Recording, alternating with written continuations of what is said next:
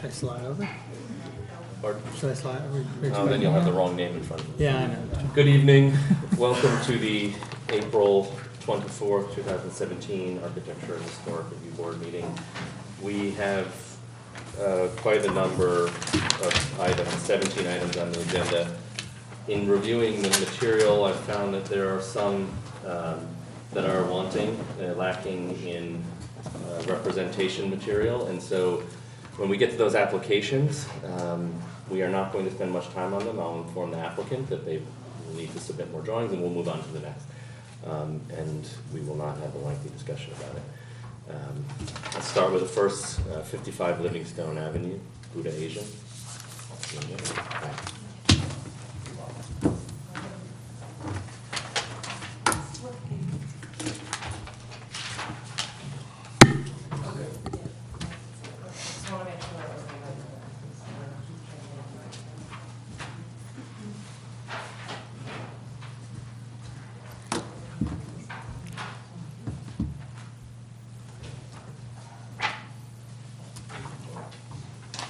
Thank you. They seem, I don't know if they're gonna make it, so let's just get started.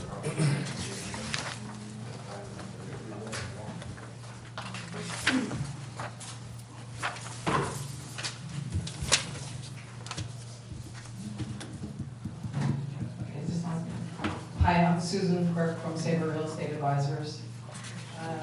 I know that Buddha was here a couple of weeks ago, and I'm not exactly sure what happened, because apparently they didn't want to represent them.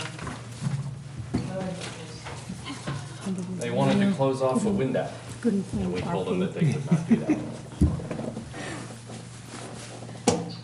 And dramatic. They wanted to fill in one of the arch windows. Right, no, right, so they put that back, they put their storefront back, and they had wanted to add a door on the north elevation, which I guess you guys didn't like. And so they've added a small window. So the storefront goes back in on the front elevation with the door there, and so basically, it's pretty much back to the approved, so we're looking at sign now. Yes, Yeah. Correct, Sign is fine. they've added an awning here, yes. which I have the detail, that's what I just gave you. What's this window about? I don't know, it's fine though. This is just the sign. Just a Color. sign, Yeah. Any comments? Here's Signage compliant? Yes. this is fine, right? It's fine. Apparently they presented this last time, I couldn't get a straight answer from anybody that was. Don't worry about that. The sign looks good to us. I'd like to make a motion. We approve this as submitted. I'll second that. Seconds? Unanimous. Thank you. Awning, signage. Awning and sign. And Window on the side, front elevation is all approved. The two drawings that you submitted.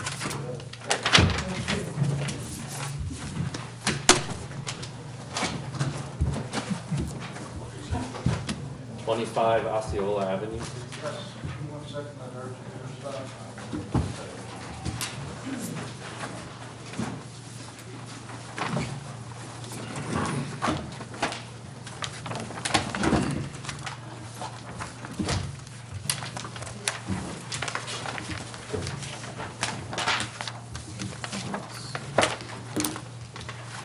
If you move the spread, it's spread out. I don't care. It's too much crap. You don't want to be near me, but that's It's all right. I'm traveling tomorrow. It's what's the baby. good. Dream compared to the last one.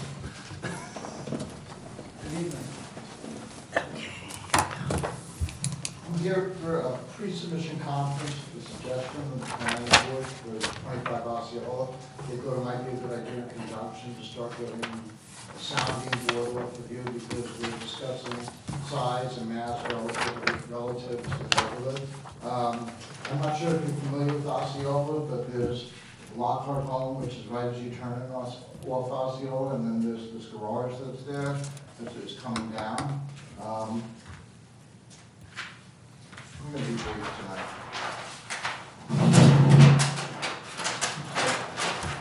This is a streetscape. These are the existing homes on the right side of the street, and this is the lot park home now. This is the garage, and they're placed pretty much by Google Earth, so the lots are exactly in the position that they are of the exact homes that are existing now.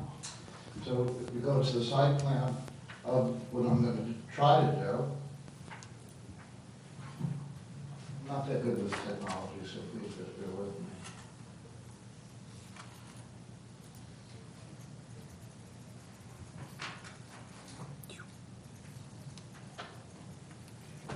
Now, as we can see, they're all, this is the existing garage now, set up on the That's street. existing, that's existing. I just want to get to the site plan. Show the right side on here. Well, anyway, getting back to it.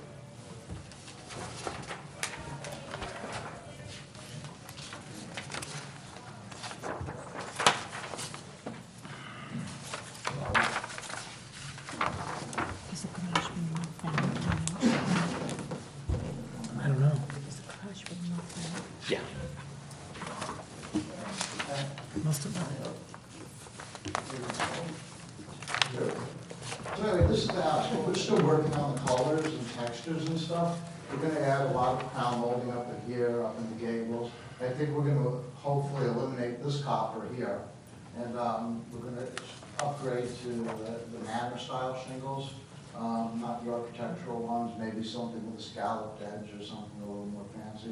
But the primary reason that I'm here this evening is to discuss the size and the bulk of the house.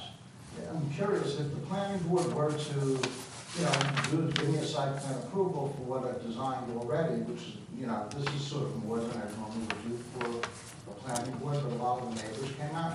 And I'm gonna have an issue with the architecture review board regarding the footprint of the house and the size. So we're gonna more stick to, the fenestration and the doors and, the stone and the hardy pine and the cedar. I think if you, is this the main question that you're? This is the main question. The only way for us to analyze that, I think, in context, because I can see this house, the rendering, and the rendering is very, very useful for us to understand how the forms relate to one another, but it doesn't tell us anything about the context along the street. And so if you had for us, yeah, I'm getting there. If you had for us a plan, not unlike this, but I think it needs to be more technical, where we could see the footprint of the house and each of the other houses in the neighborhood, and I think that will give us kind of something relative. You have that on 11 by 17. No, we don't. We have a site plan. Well, I'm asking for the other houses. What is The the, adjacent houses. Okay. From an elevation perspective. Sizes and everything. because I can't tell you now if this is in context or not in the neighborhood. Right, if this is right up on the street, then it's going to be a It's bit of an issue. 25 foot back. Now, in the rest of the neighborhood, I mean, if you want to talk about footprints of houses, just for a second, because I know you're very busy tonight.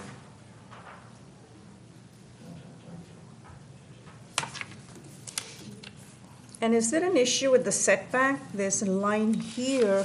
No, we totally conform to all the zoning and the sky plane exposure. Yeah. This zone, well under the sky plane. No, just, Okay. this look like the lot line here, I mean setback line here.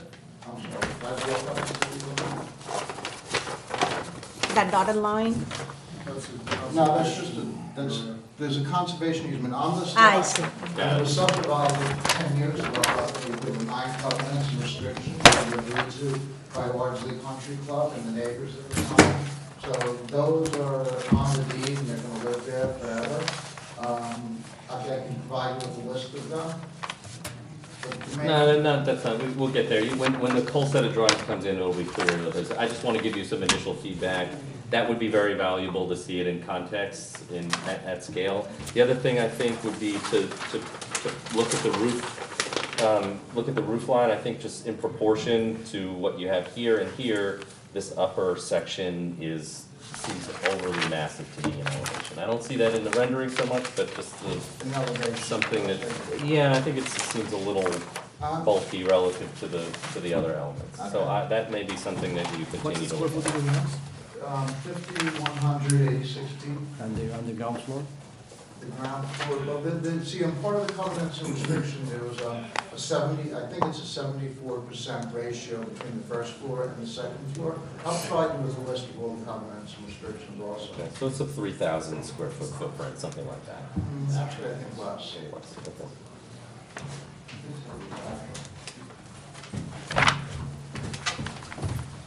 You know, I don't want to waste your time tonight, because I know you're very busy, but I get the idea of what you want. And, I'm going to make a formal submission and come back and try and address those two things that you said. And, the house, basically, the rest of the houses in the neighborhood are, big houses, they're over Yeah. 5,000 square foot. And, right now, I am in contract empty for the property, I don't own it yet.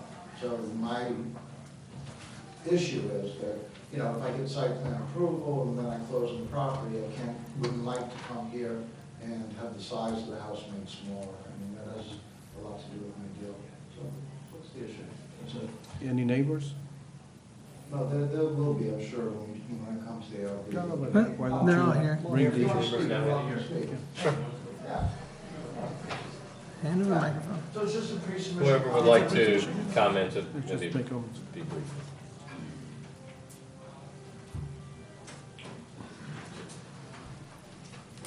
Good evening, and thanks for taking the time to work on this. My name is Jeff Wright. I live at 40 Osceola Avenue.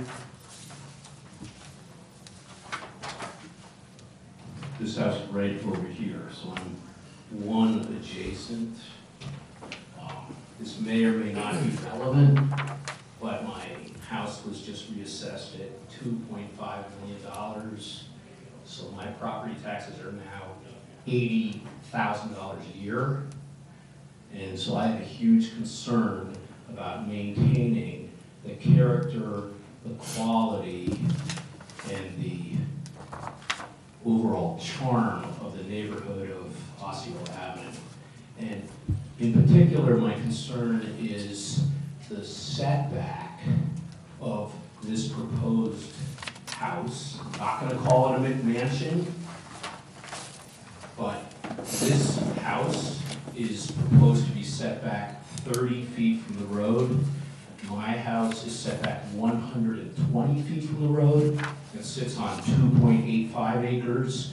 This house is bigger than mine, and it sits on 0.6 acres. It's almost right across from my house. So I have a tremendous concern for the architectural dissimilarity between this house and my house. The quality of the materials, it's too early for me to tell. I'd like to learn a lot more. I do not want to see plastic garage doors, for example. My house is 90 years old and has been completely historically renovated.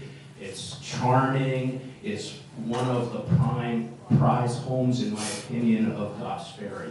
I would be extremely disappointed if this board allowed a home that was not architecturally consistent with the other beautiful homes on our street to be Yeah, I mean, allowed to be built. there's a charming house right across from you, actually, that's built right up on the street.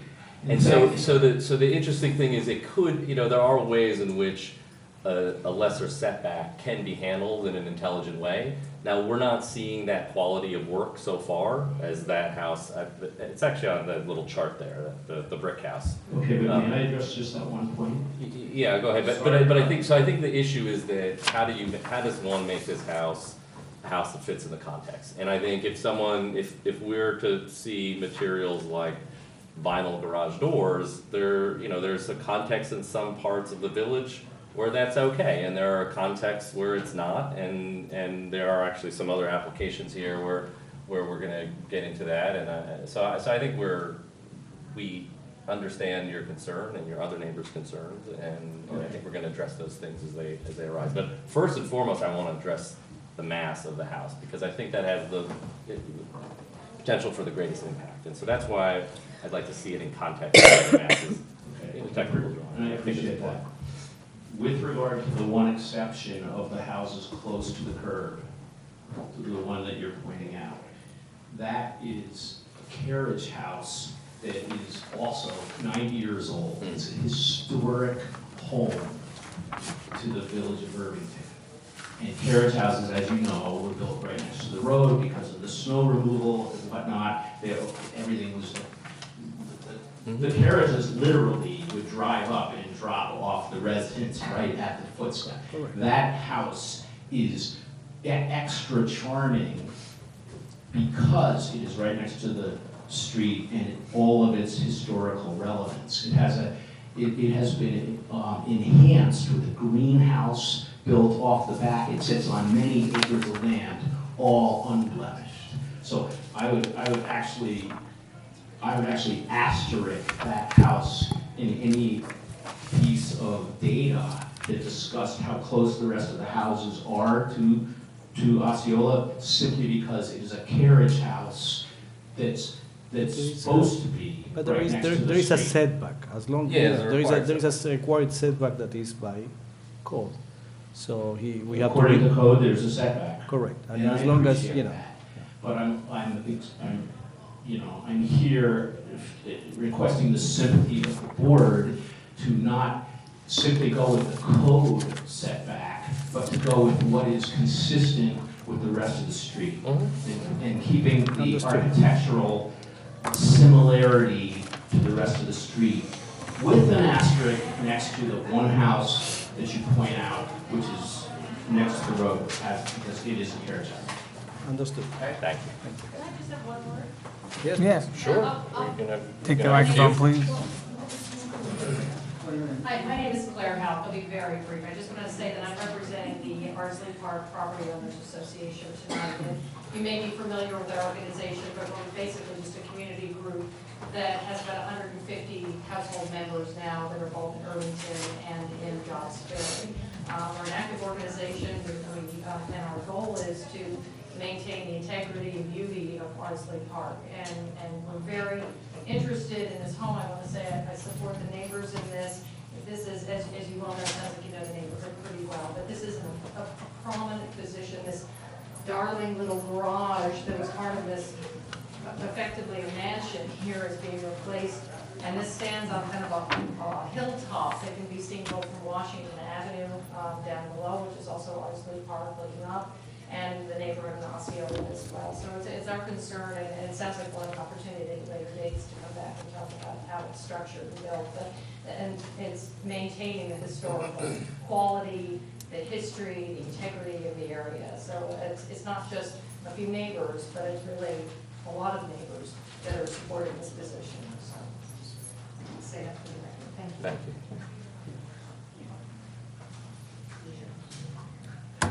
Hello, I'm Therese Albano. I live directly across the street from the proposed house. My husband and I built our house about 27 years ago, so we're not unfamiliar with the process and the choices and how diligent you have to be to make a beautiful product. We have a few concerns. The quality of the construction is a major concern to us. When we built our house, we went to great lengths, having a lot of things custom made, columns custom made, windows, molding. Which one is your house? It's a 8 Osceola. It's a gray colonial.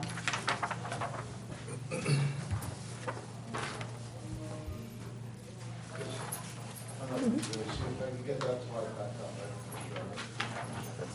Yeah. Understood. So our first concern is quality. Our second concern is a classic design.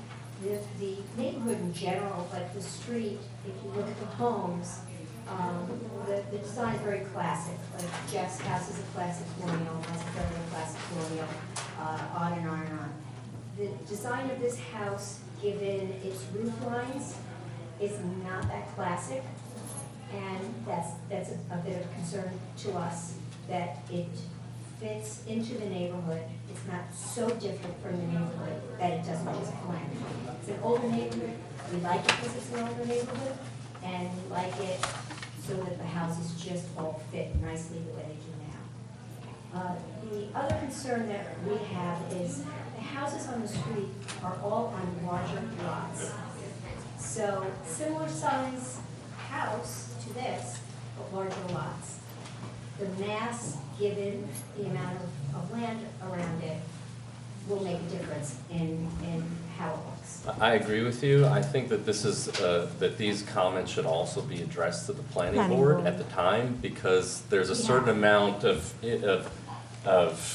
purview that we work within. Yes. And once we're handed a certain thing, it's very hard to work outside of that. So Yes. I would encourage you to Yes. voice As a these matter of fact, opinions one of there. the neighbors did a whole analysis, which they did give to the Great. planning Oh. board, that, you know, that Mike has, if you want to take a look at it. So it has been addressed to the planning board, but we do want you to be aware of it too. Thank you. Thank you so much. And this is, House size to lot size ratios in neighboring properties. Perfect, yeah.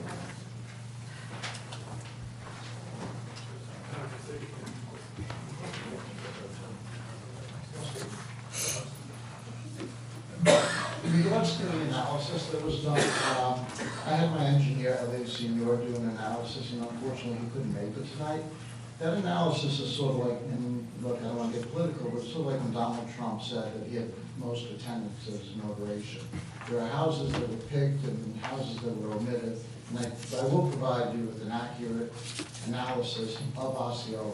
In regards to the consistency of the architecture, all of the houses on Osceola are dissimilar to one another. I have them all up here, I have pictures of all of them.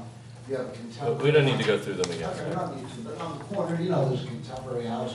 We know, I know. We know how it works. We know, Okay. we No, listen, we'll address all of these things, and, you know, I know how the process goes, but I just wanted to, you know, it started at the request of the planning board, and we'll make a formal submission to the checklist and get back to you when all that's done. And hopefully, we'll make Yes, most of see the the, people see happy. the plan, get to the planning board, and then we'll have another, Gotcha. thank you. The- No, the- Anyone no. else want to say anything? If Gabriel Senior provides a counterpoint for this, it will be good. Yeah, then, yes, okay, I will, definitely. I think it's very important because, Yes. and I'll give you a map that shows which houses were picked on that, which were picked on ours, and, you know, I didn't think it was necessary to do it for site plan approval. It was Clear. jarring and- Understood. All right, no action to be taken, so we'll see you when the time comes. Thank you very much.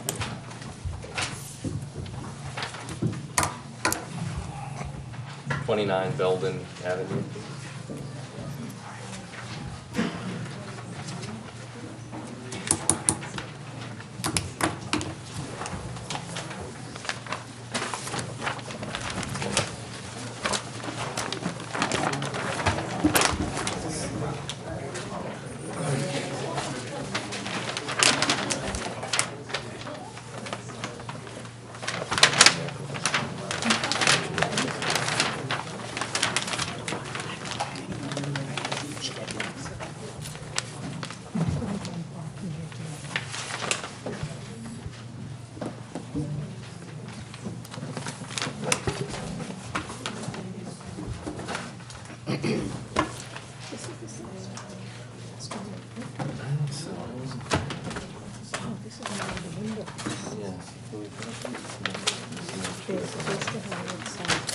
Additional information.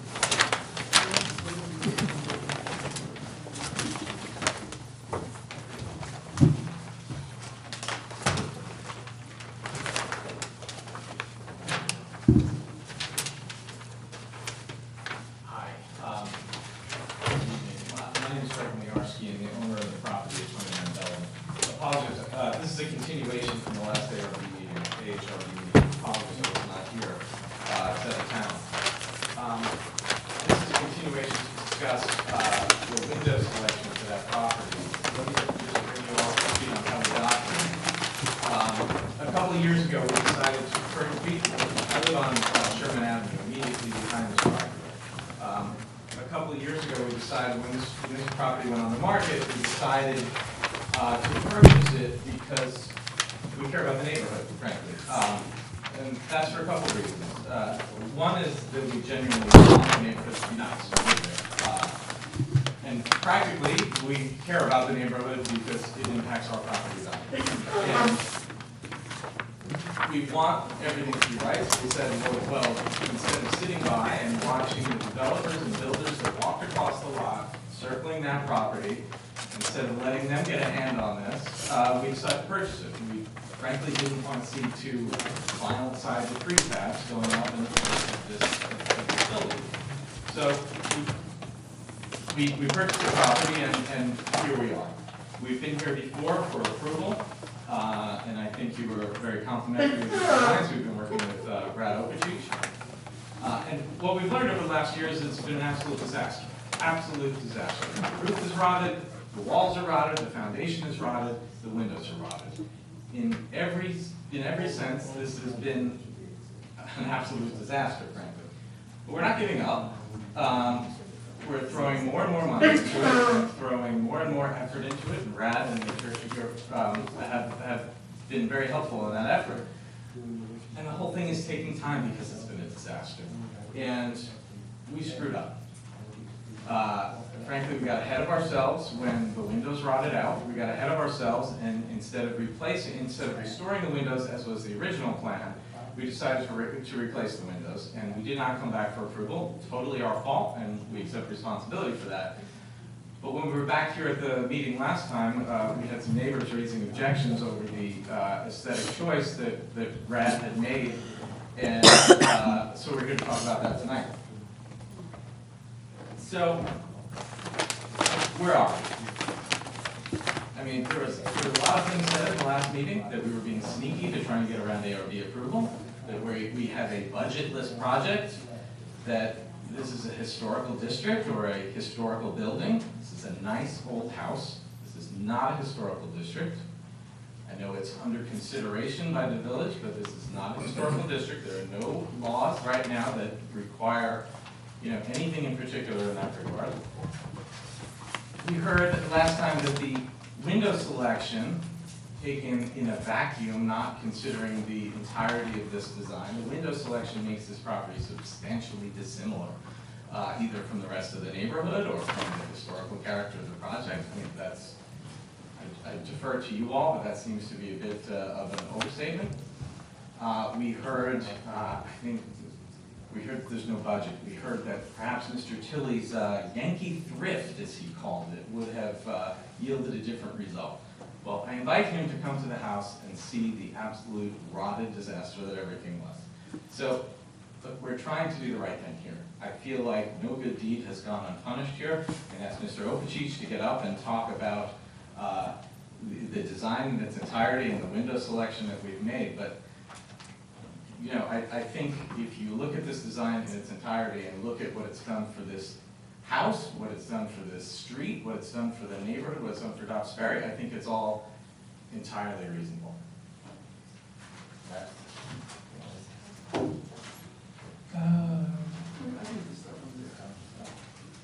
Okay, so I'm sure that we're going to spend quite a bit of time talking about the windows, but before we get into that discussion, and I will touch upon that a little bit, but I just wanted to point out to the other details that make this, a Second Empire mansard architecture what it is. And we're being very respectful to all of it. Starting from the roof, we decided to go with slate because that is the feature detail in this particular style. The upper cornice, we're restoring the upper cornice of the roof.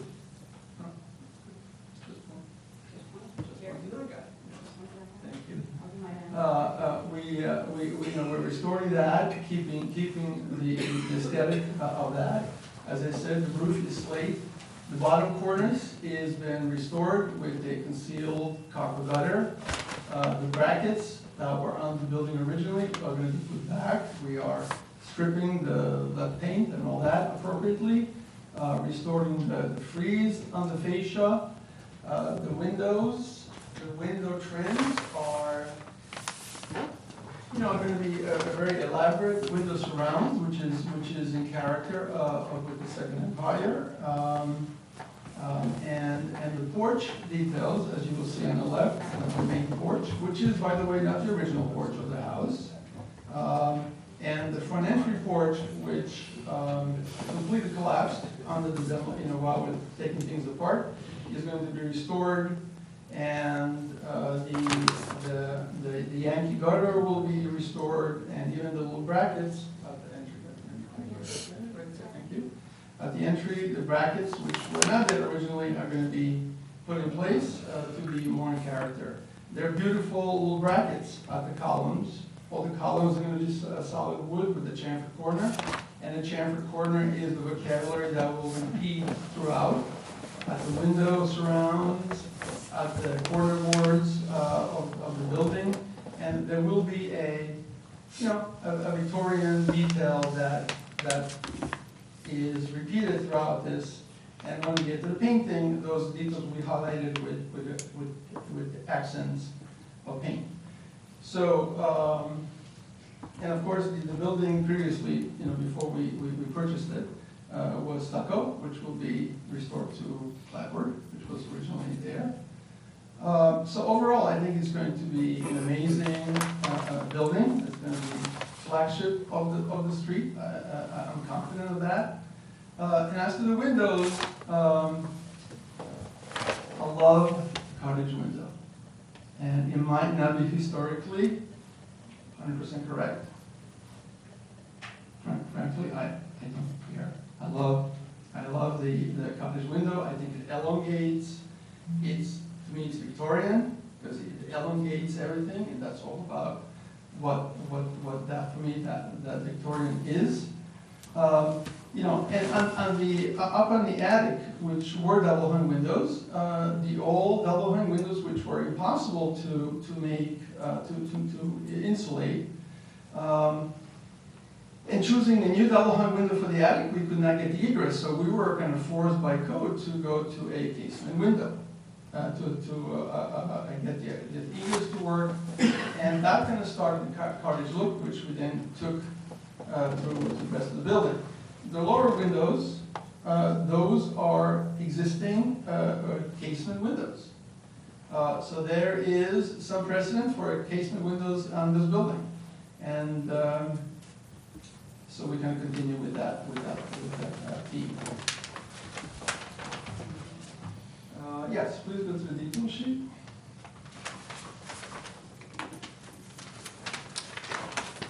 And if you look at the detail sheet, those are the details that we're proposing that's going to make the Second Empire Mansard sing. I feel the same. I feel the song coming. So I hope you feel the same. Thank you.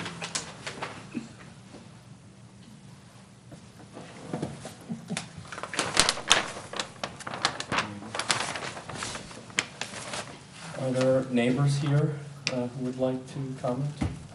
Go ahead. Patty? Yes, please.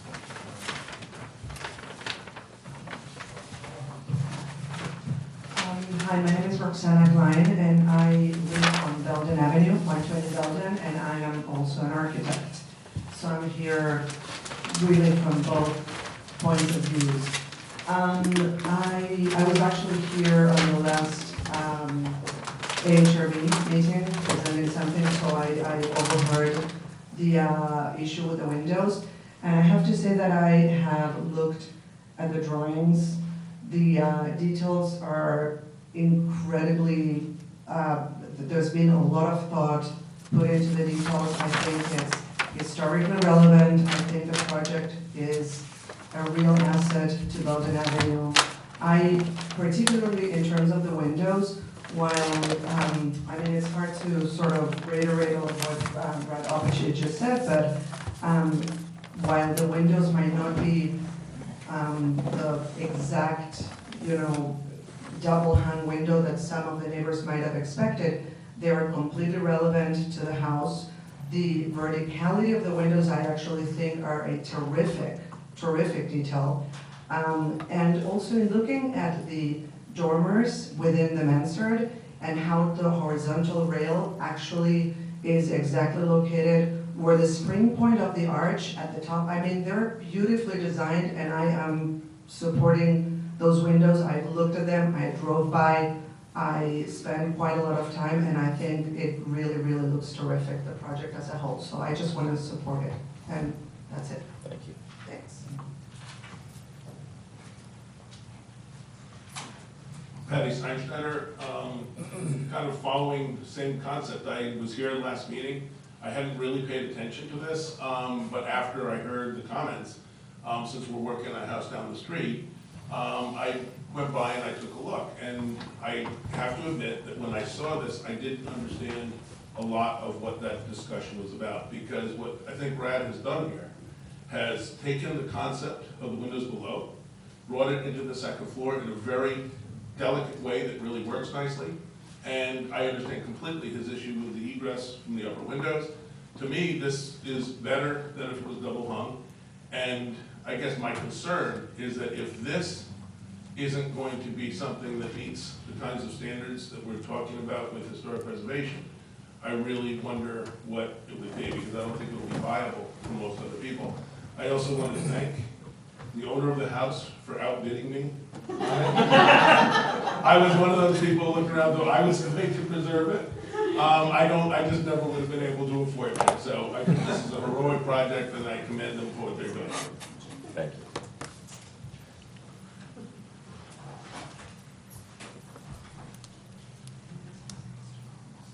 Hi, I'm Sonia Turjanian from 43 Belden, and I'm the one who spoke out against these windows originally. And as I said last time, I really do want to thank the Winiarskis for what they've done for our block by buying this house and restoring it.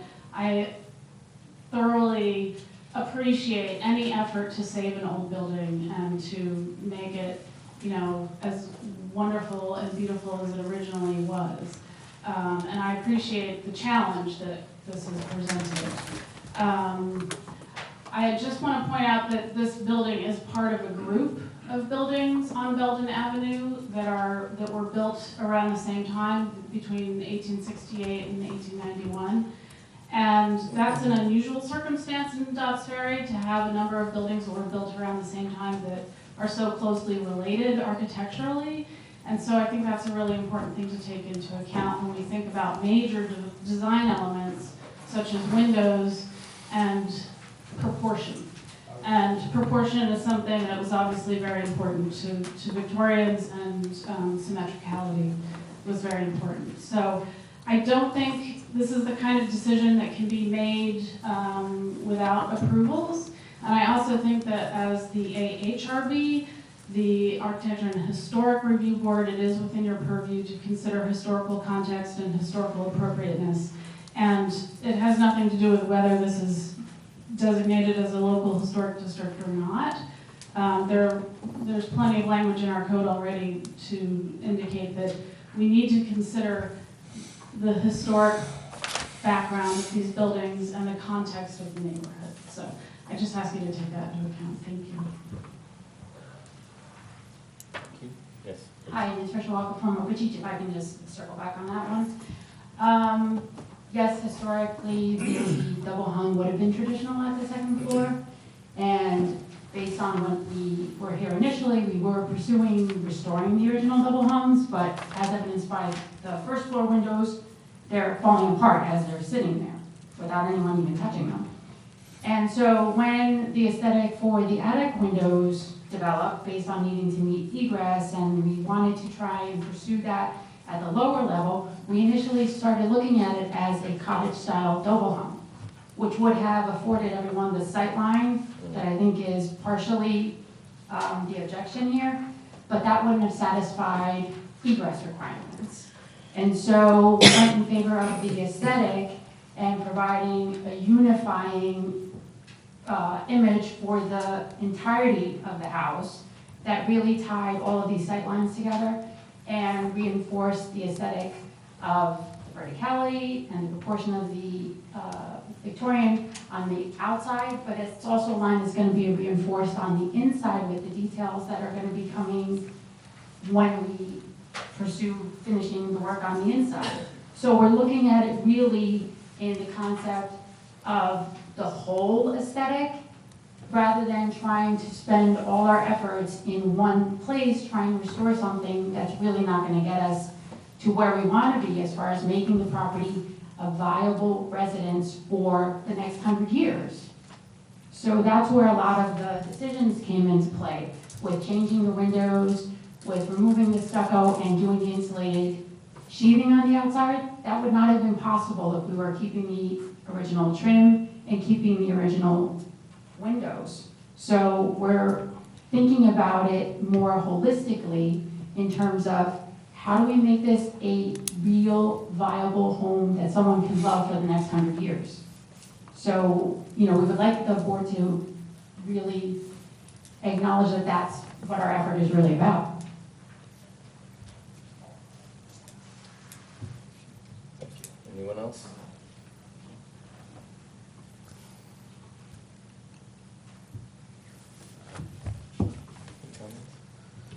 Of course, I expressed in last hearing that I'm in favor of these windows.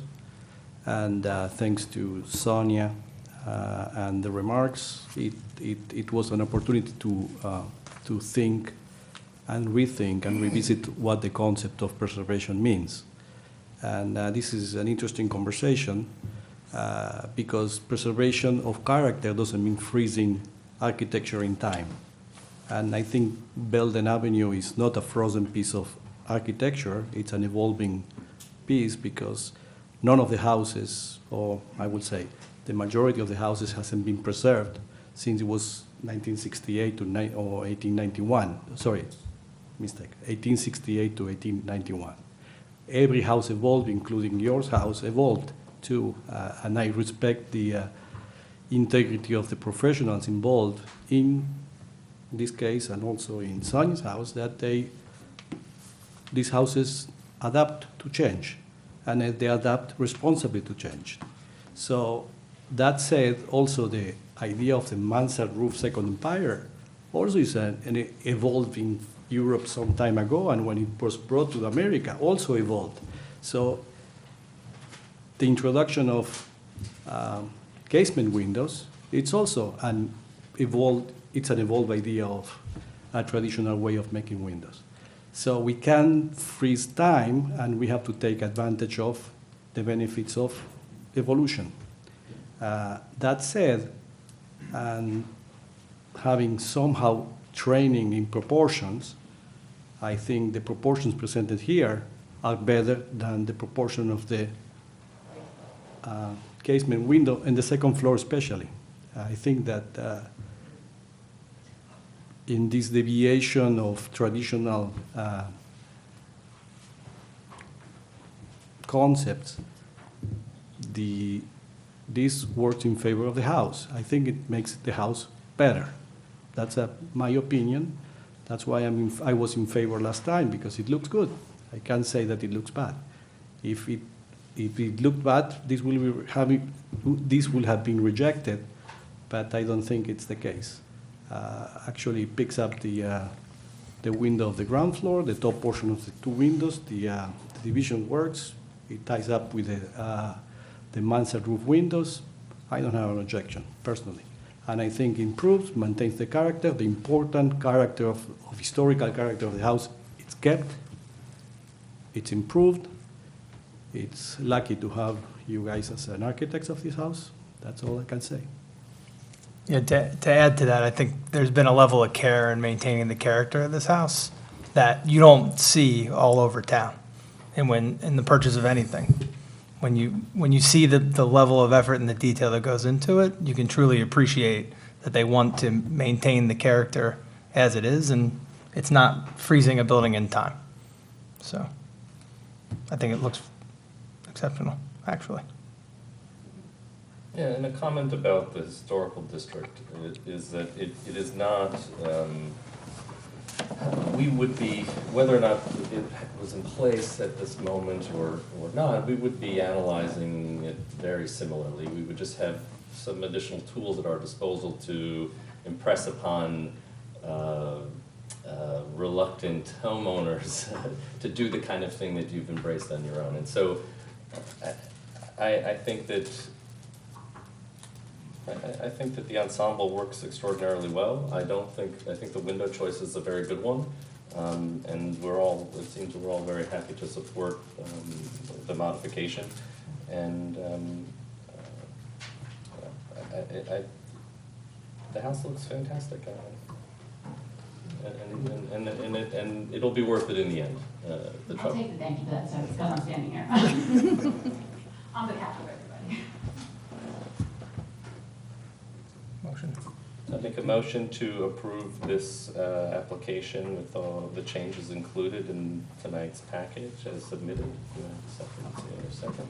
It's unanimous. Thank you. Thank you. Good luck.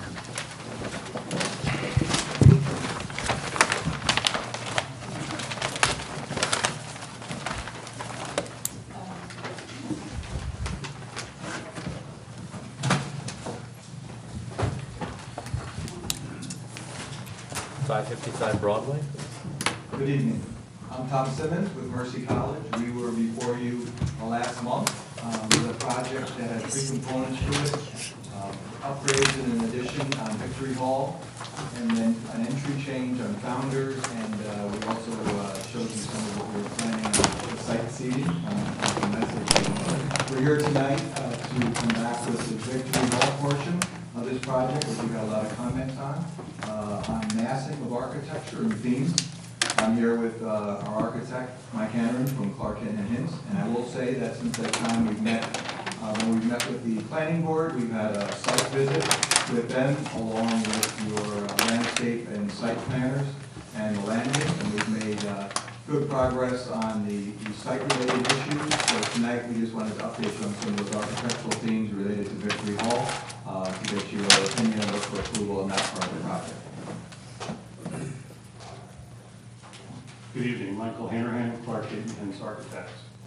The Victory Hall project has three distinct pieces that comprise the overall project.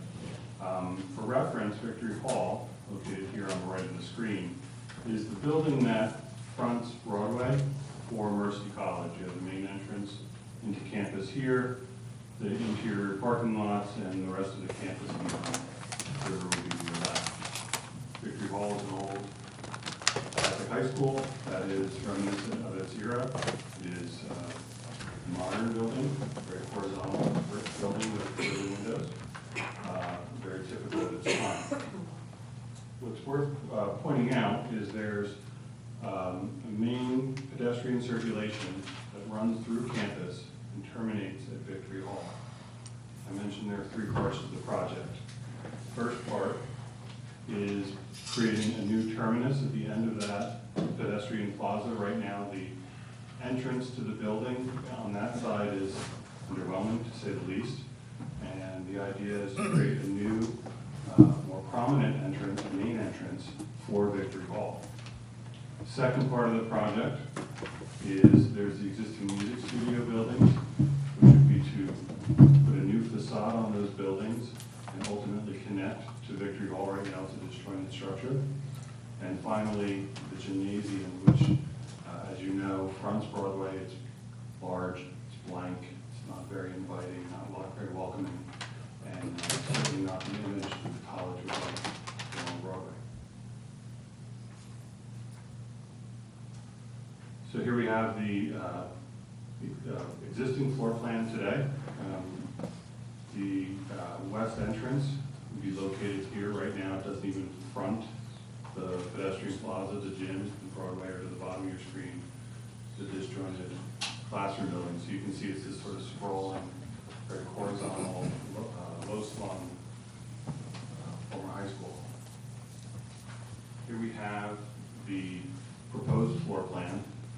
The areas in kind of the ochre or yellow color indicate what the proposed footprint, how it would increase. The orange here, the gymnasium, shows the existing footprint, and then that yellow indicates how the building is increasing, same thing with the west entrance. And then the pink here on the side is the new music studio entrance. The renderings we're showing you also give some indication of the landscaping. Our landscape architect for the college has met with the town's professionals.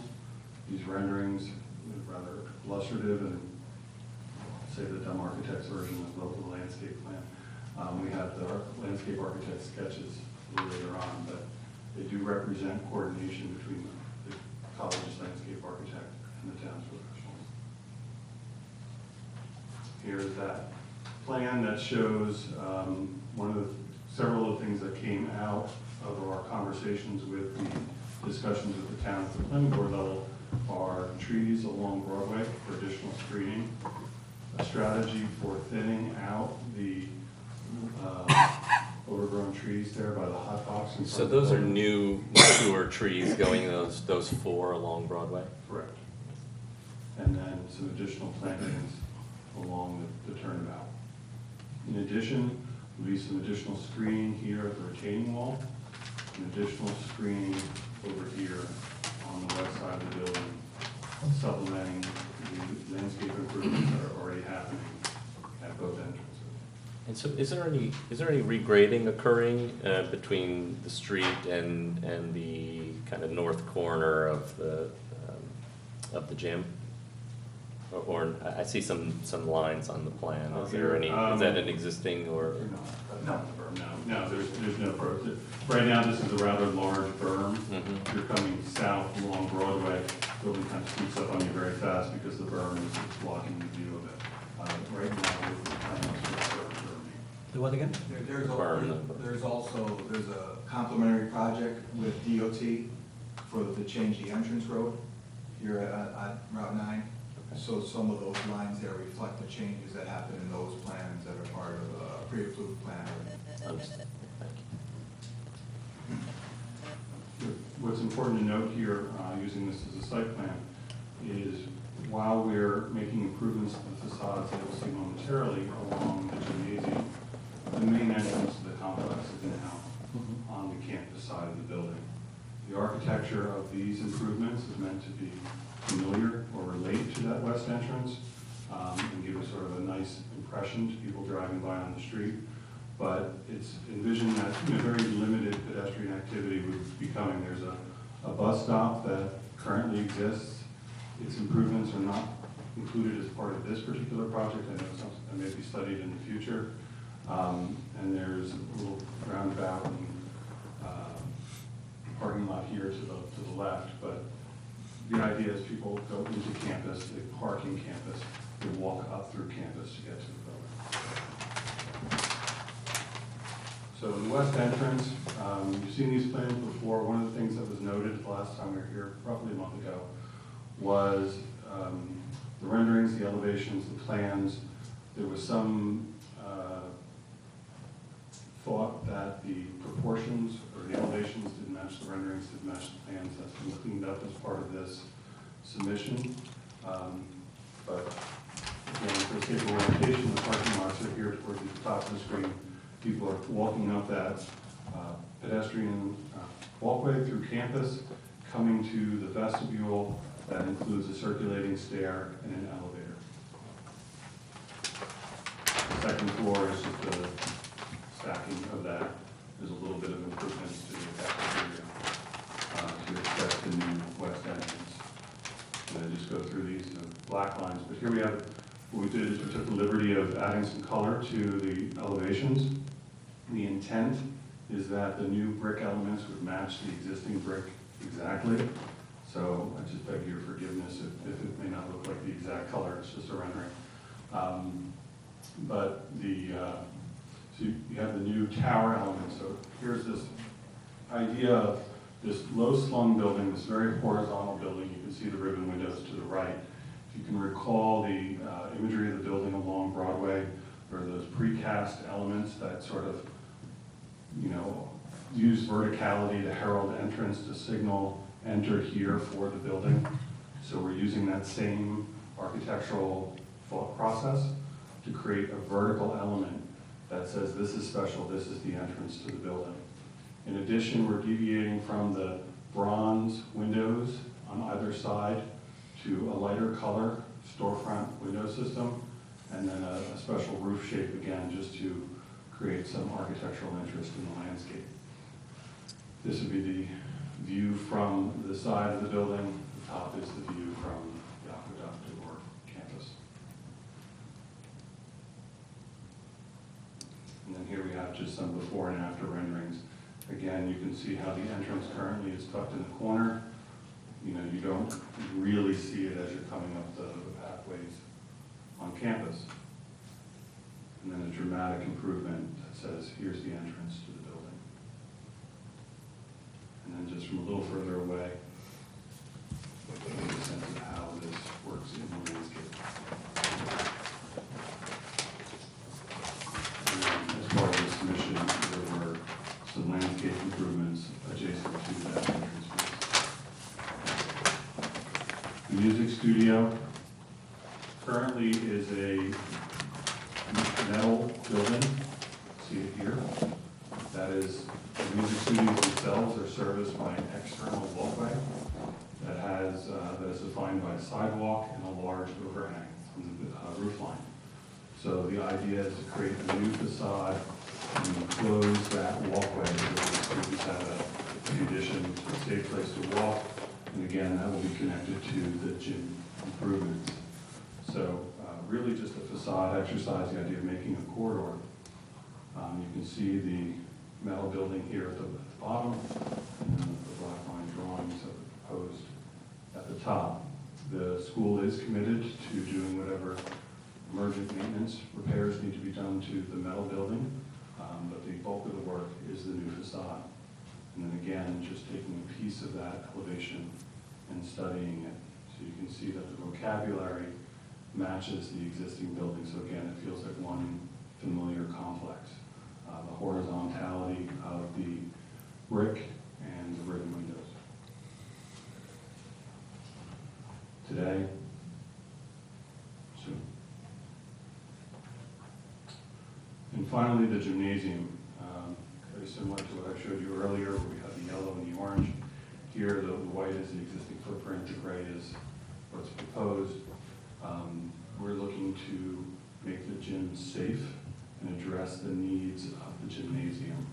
Tom likes to say that if you're in that gym today and you want to shoot a layup, odds are you're going to crash into the end wall of the gymnasium. It's a little compressed for space.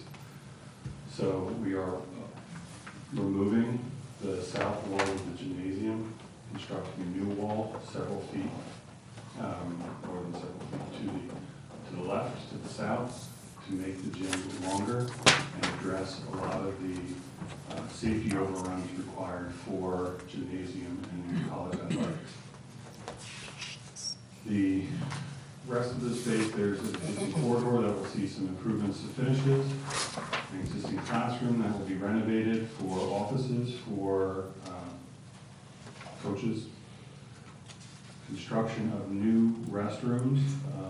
Right now, we believe the building is deficient restrooms, so we're looking to address those restrooms and then create this circulation and connection to the music studios here on the right. Across the front of the building, we have circulation space that we have some benches, some trophy cases, things of the like, and some seating areas, so that if you can imagine before a game, halftime, things of that nature, people have a place to congregate, to hang out, in that 10 or 15 minutes between halves. And then along Broadway, we're adding new locker rooms, training facilities, storage for the gymnasium. As I mentioned earlier, there's an entrance piece that will capture the pedestrians coming from the bus stop. And also in front of the building, we have a long horizontal portico, if you will, punctuated by a series of columns. Roof plan, our strategy is to use the higher element of the roof to hide mechanical equipment, so that if I'm looking from Broadway or from other parts of campus, the building itself is acting as a screen, so those units would be out of mind, but in addition, we're proposing screen around the unit. Black line elevations, I'll read too well on the screen, but here we have, again, just as a different person doing the rendering, the intent is that the brick matches the existing brick of the building. We have this, picking up on the horizontality of the building, we have this large horizontal portico, and then these sort of columns reminiscent of the columns on the southeast side of the building, at that former entrance, again, terminating at the entrance. Here again, just the intent is to match the vocabulary of the main west entrance. And then at the corner, we're eroding the corner, popping up the roof for a little light monitor, again, just to turn the corner with some glass at that location for seating plan that I showed you earlier. Just some concept So renderings. could you, and the drawing at the bottom left, Yeah. can you describe what that? Sure. portion we're looking Here at? you're looking from Broadway. This is a portion of the elevation along Broadway. This area here is really what's in the foreground. Oh, I'm sorry, even this really is what's in the foreground. So the horizontality of the corridor that services the new locker rooms, the glass piece at the corner where the seating area is beyond. This is the volume of the gym poking up beyond that, and then the true end, the entrance. So the brick volume is maintained essentially. I understand that the wall to the south is being taken out and enlarged, but the height of the gym is Correct. We haven't maintained? changed the height of the gym itself. Okay. All we've done is just some renderings of today. You can see sort of that growth of trees at the hot box. Let me show you some architectural renderings. Architects never like to render the telephone lines and things like that. They're intended to stay, but they just don't show in the renderings. We were hoping you were gonna get rid of those. So the idea here is, I've just played with the saturation of the colors a little bit, but the new street trees along Broadway, some thinning out of that existing plantings, new plantings along River Drive, and again, the building itself beyond. Again, here we are along Broadway, almost in true elevation. That's the vertical element I spoke about previously that was the former entrance to the building. But here we have the brick wall, this rather uninviting blank facade. The new facade here, again, along Broadway, so there's now some life, some character, presents a positive image for the school as it addresses the community, and then the street trees along the street. And then finally, kind of a zoomed-in version of the gym today. And what it'll look like. That's all I have for Victory Hall. As Tom mentioned, we're here tonight seeking approval for the architecture of Victory Hall. I know that Founders Hall requires a little bit more study, and we'll come back for that. Any questions? Yeah, might not be an architectural question, but why the portico? The main idea. I understand the need of horizontal and continuity, but it seems that it goes from the entry to a flower bed. We have, it's serving several purposes. First, a plan behind those windows. Now, these windows are south-facing, and they're somewhat large. Yeah. So that's a gathering space. It's about kind of the trophy cases, the sitting areas that I mentioned earlier. So there will be seats there. But there will be seating area. yes, there'll be some seating in there. The idea is, since it's south-facing and large amounts of glass, that could be an oven. No. So, okay, the idea is I'll we're be. going to create some shadow, knock the solar gain down on the windows.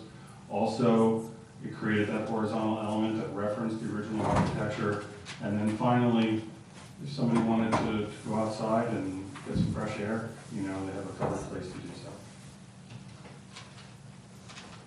It also builds on some of the colonnade feel of the face of Hudson Hall that we did with you 2 years ago with the pedestrian plaza that's out front. Okay. My argument was, I understand. Okay. What you just said is the obvious answer, but the question is if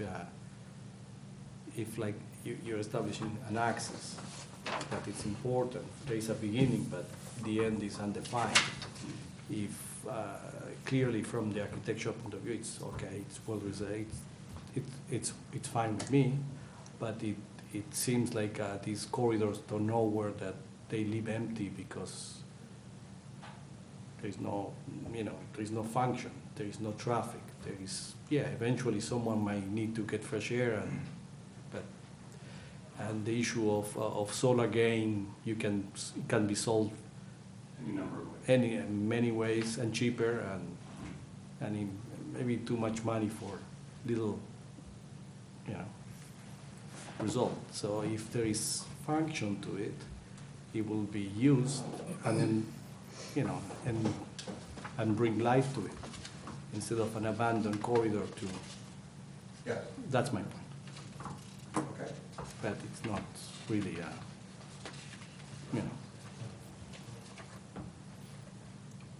Is there a doorway at the corner? No, right? No.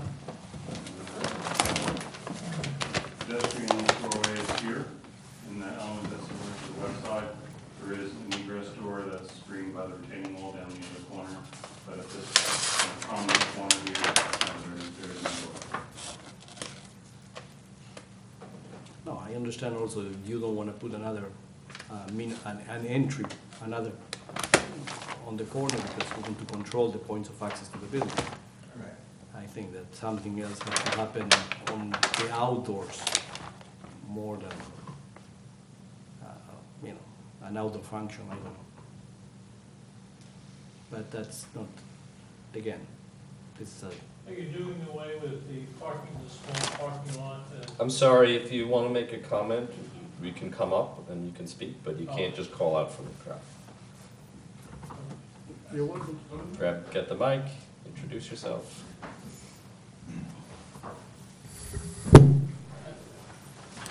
Just a small question.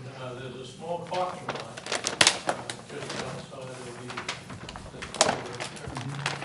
Is that to be maintained? Yes, that will stay as part of, that is unchanged with the project. I'm sorry, can you please state your name for the record? Alan Weisenberg. That was Alan Wisen.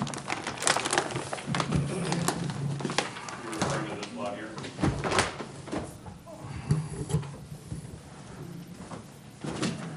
One, a lot on Benny Drive. All right. That's recent. That's better than that. I missed the previous discussion. I will start with the easy part. I think the studio connector is an incredible improvement. I think you have, and it leads me to thinking about the corner west entrance, which is really the big statement to be made here. And so two things come to mind when I look at the renderings and I think about this sort of foreign element that you're introducing, which I think is the right move to make. And so I wonder if it couldn't be even more foreign to the existing architecture. And I suppose what I mean by that is this element that you talked about matching exactly the brick corner piece, housing the elevator, I think is actually not bold enough for what this departure from the horizontality means for this thing.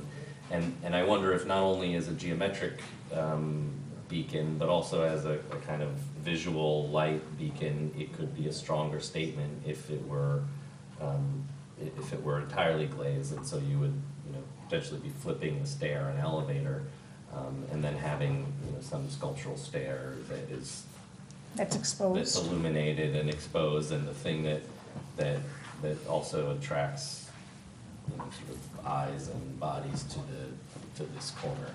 And It's a good suggestion. Or change of material.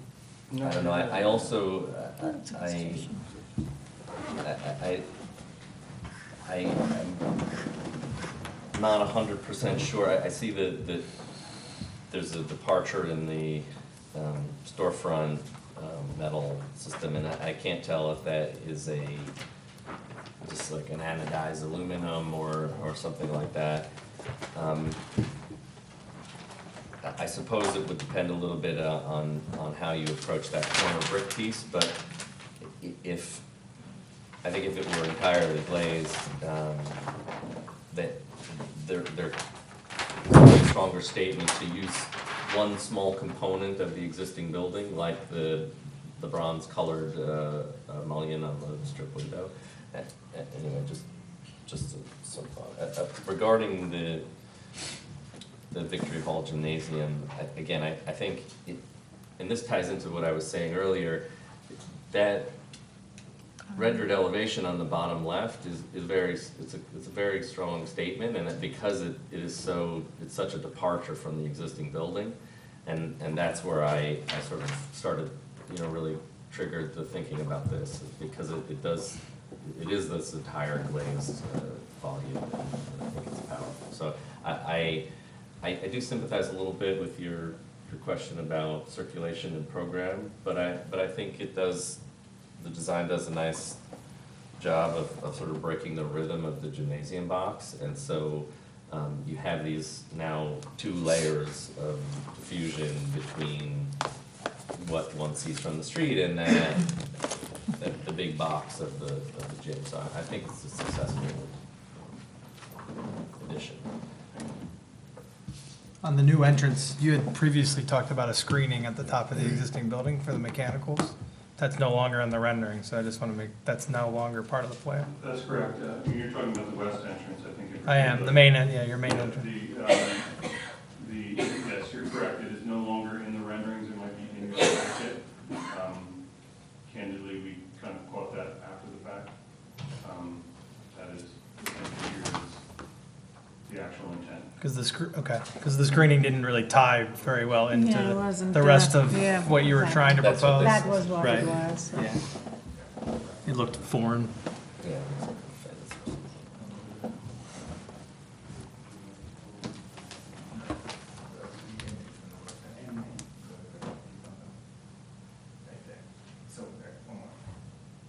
So you can see the ductwork.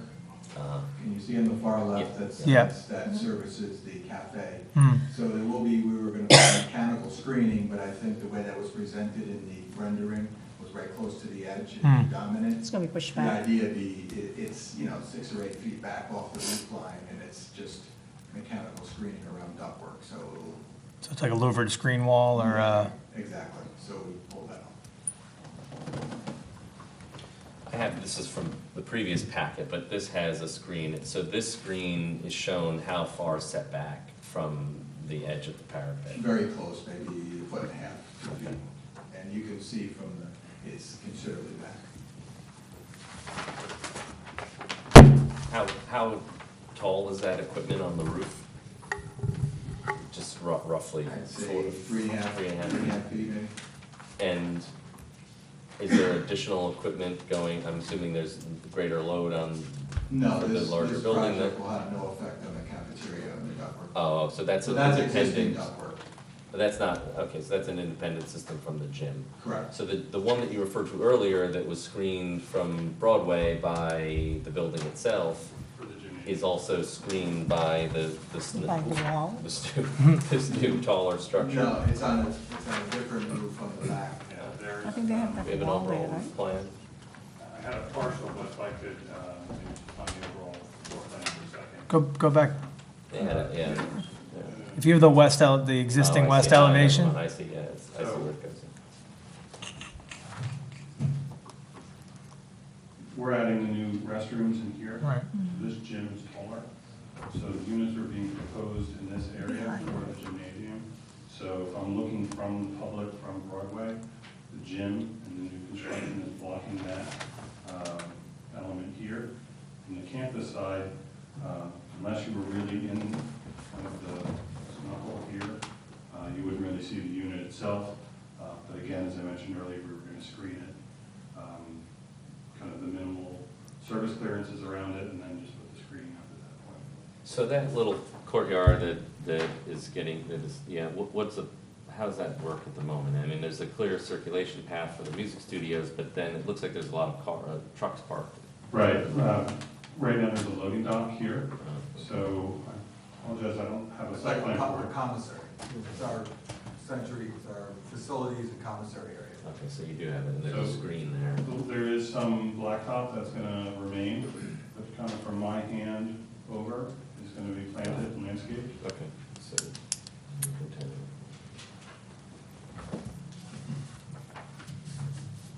The west end, can you just go back to the existing view of the west entrance? It's like two or three back, the closer one than keep, that one. So that's the ductwork on the left-hand side that you can see from.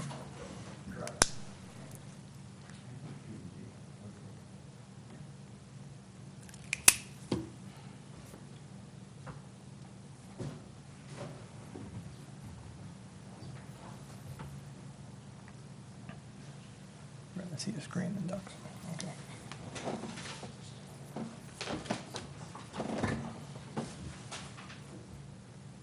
Any other comments? No, I'm curious if you've entertained this thing I mentioned, and if so, if there were an iteration that you examined and had other thoughts about. While I appreciate the comment, I think that the themes of what we were trying to do with the architecture of this building and what we did with Hudson Hall with blending, we're trying to not get too many architectural statements on the campus in terms of points of entry. I think that's the elevator behind that massing, so the massing needs to go somewhere. We did the switchback stair to enter in on the corner that way, and we had some earlier versions of that looked at the massing different ways. Last time we didn't hear that as a comment last month about changing that, so we dealt more with the horizontal nature and all those sorts of pieces. So to change that at this point will be a departure of what we heard last month, and not that it's not possible, but we believe that it works the way it is. And doesn't bring too much dominance to that corner from where it is. And we feel like the glass on both sides will animate it, and we feel like it blends with what we feel is a complementary architecture for the building.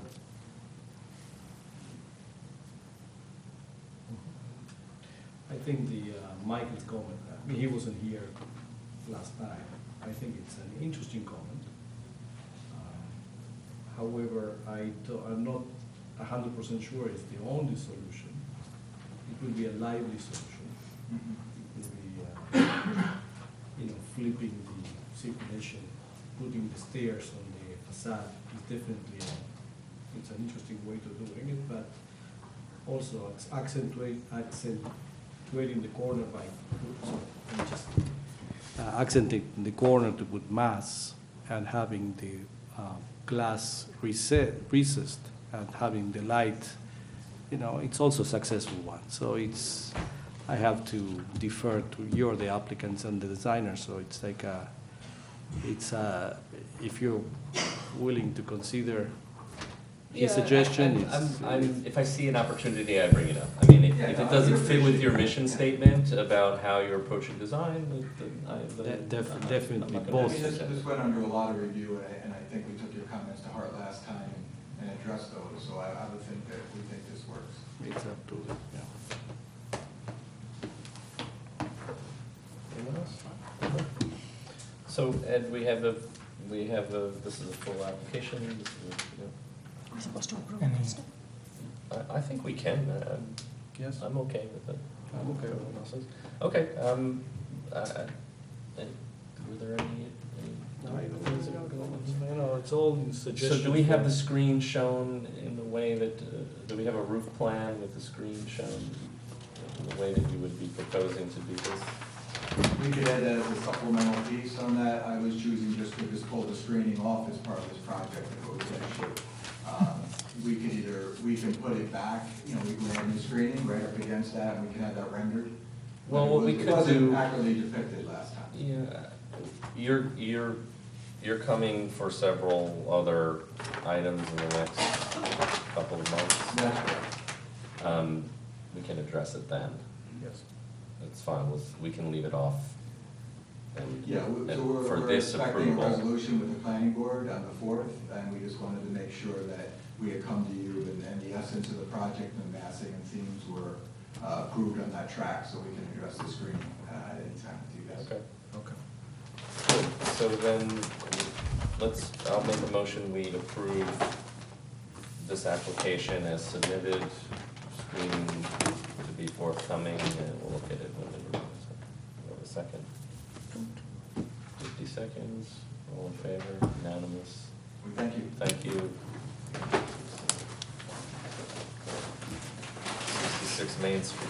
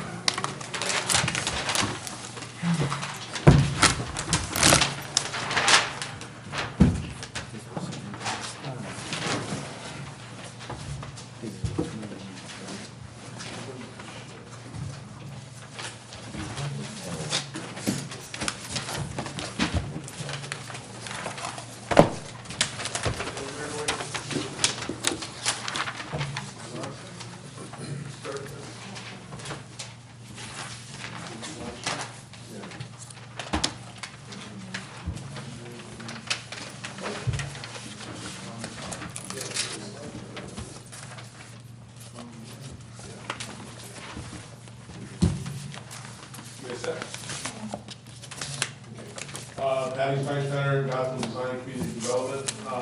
We were at the meeting last time.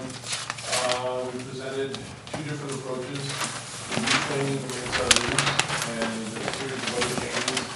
As previously requested by the architect for the review board. The board at that point expressed a preference between the two that we were showing. The one that we're closest to the original design, putting it back in.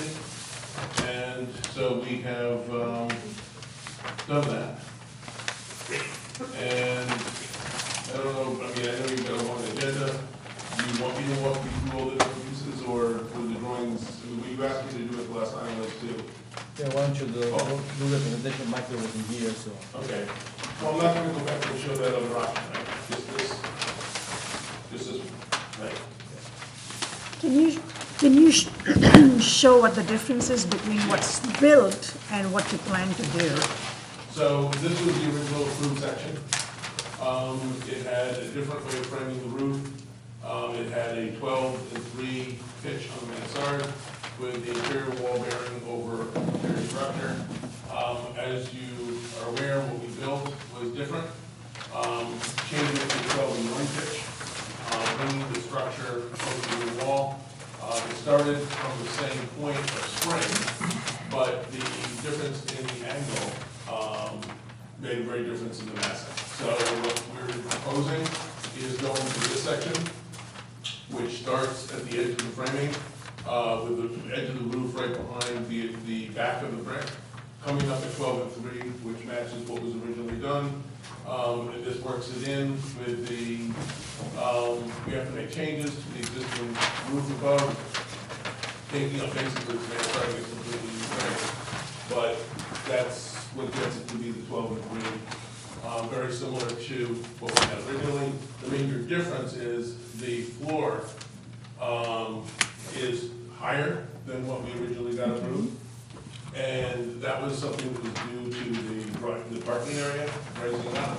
But the thickness of the floors has also reduced. So we show what the relationship of the cornices, where the cornices, which is, these two drawings are relative one to the next. So this is what it would have been height before, this is what it is in height now. So we provided all the, used all those details before. At the last meeting, we were concerned about the size of the cornice, that we had a cornice that was too big in both directions. So we've cut the cornice back, and shown on the details, the drawings that you have, reducing that scale, and that's been shown on all the changes to the drawings that we submitted. We also bold the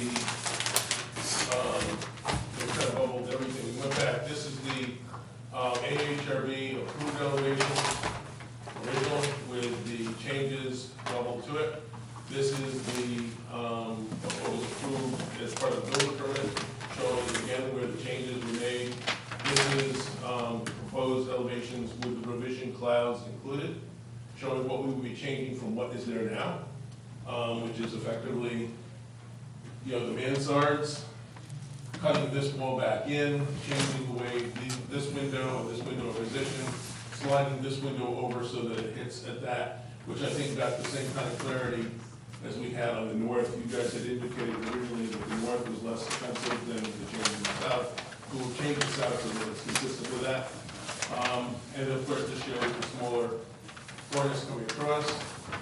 This also includes those other changes that were previously discussed, such as the enclosing the back entrance, changing the parapet to a railing on the front, the fact that the windows that were here have been eliminated. So the drawing now shows what we're proposing integrated with what's been built.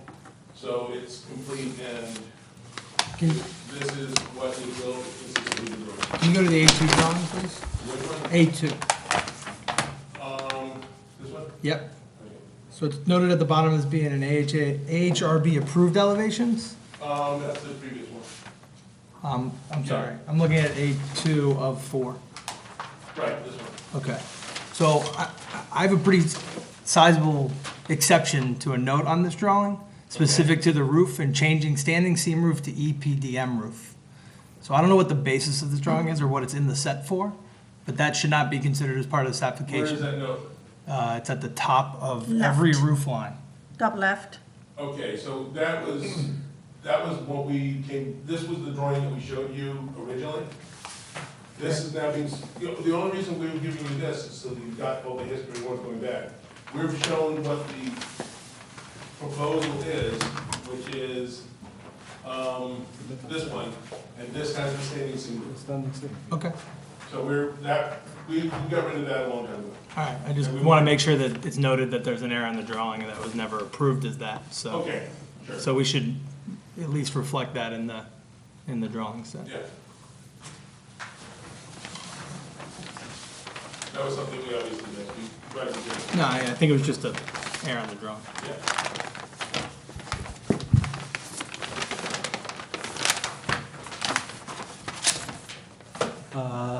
So just following on what we were discussing last time, I think It's the same. the only thing that, we are definitely in the right direction. There are things that, the only things that may need to be adjusted or worked out a little better are the elevations to the aqueduct. The rest seems to be fine.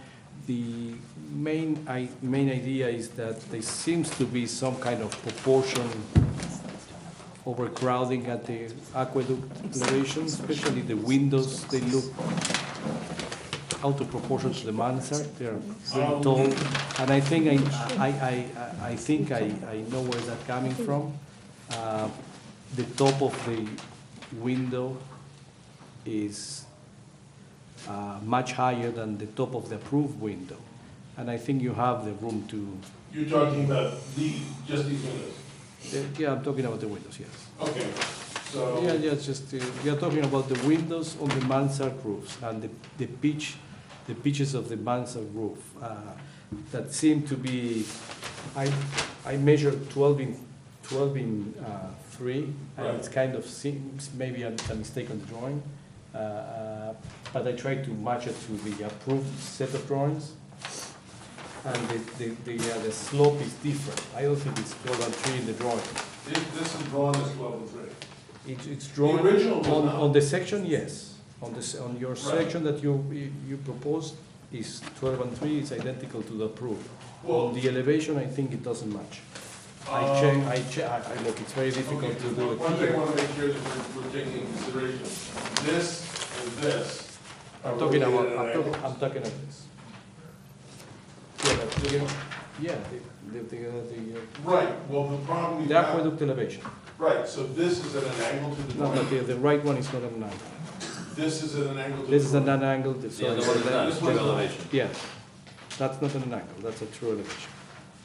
And when you compare the line of the roof in that drawing on the bottom left to the same drawing on the bottom left in B, it's titled AHRB approved, That line is different, so the question is,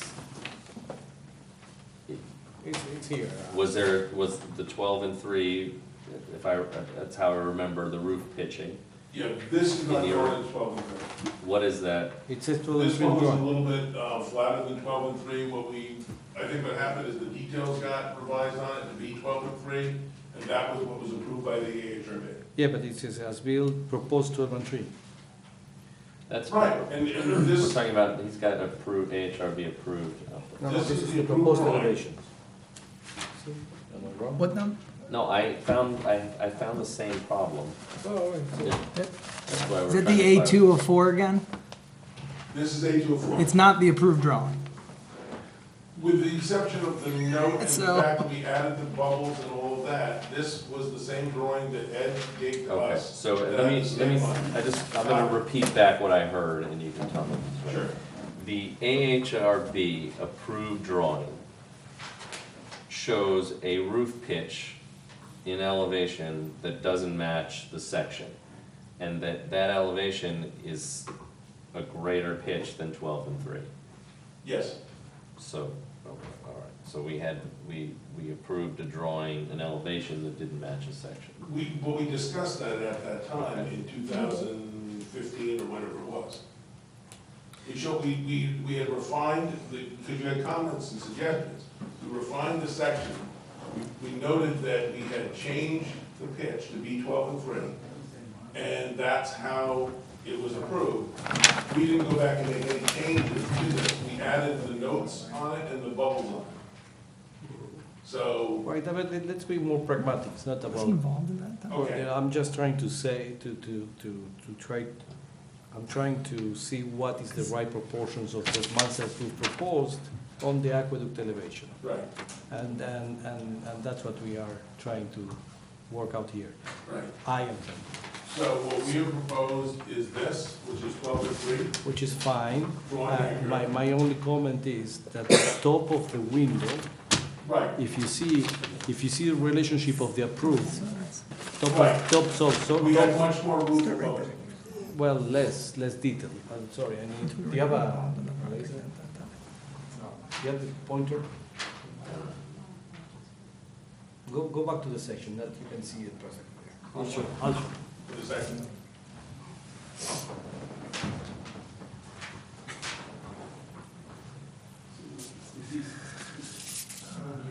Correct. Much greater here to there. Right. That makes this window, the proposed window taller than this one. That's what I'm saying. And when you see it in proportions in the Right. elevation, I think it will benefit if you bring it back to what was approved. The height of the windows is set by all the other windows on the building? Yeah, but you have a base there, it's a planter, what you have there? The base, A metal panel? yeah, So you can just bring the same structure and bring it down like it was a. I think if you remember at the last meeting, we asked a question about doing something different with that roof. Say it again? At the last meeting, we talked about changing this roof. Yes, you did. Because I brought up what you had just mentioned, the fact that this was tighter. And I had asked if you thought it would be better to do a shed on this to reduce this and to increase the space above the roof to the line. My understanding was you didn't think that was an improvement. Not to bring a shed, no, definitely not, just keep the ones closer to what was. But what's the problem bringing down the window a little bit? I think we're trying to keep it at a standard window height. Ah, that's why. So why, The floor here is here, so. what was that, the original approval was 8 foot? Oh, that's because the floor level changed. Exactly. That's what happened, and that's what So you have affected the you head have height 7 outside. You have 7 feet to the bottom of the window, that's what it is? And while this came up, we weren't, I don't think we would have been, I don't think would have been a better solution, I'll put it that way, if we had raised the height of the building. So we kept the height of the building the same, even though the floor came up, by reducing the thickness of the roof and changing the pitch of the upper roof.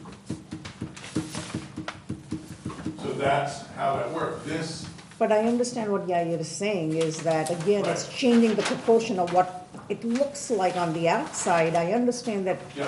the floor came up, so you had to push the window, head up. But it's now it almost- looks different from the outside.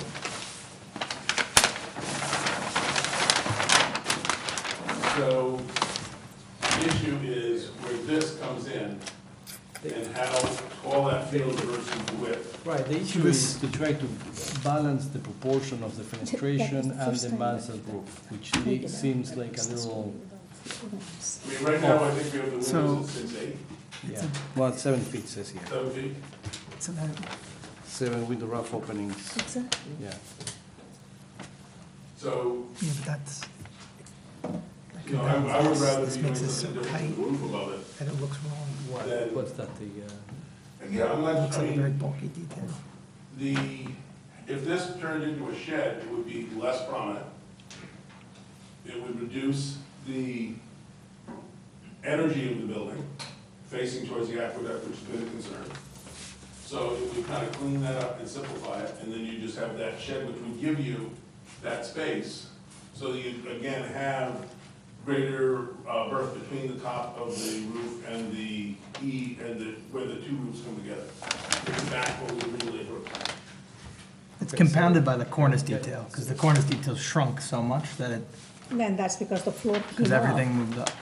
Well, the cornice below shrank because you asked us to do that.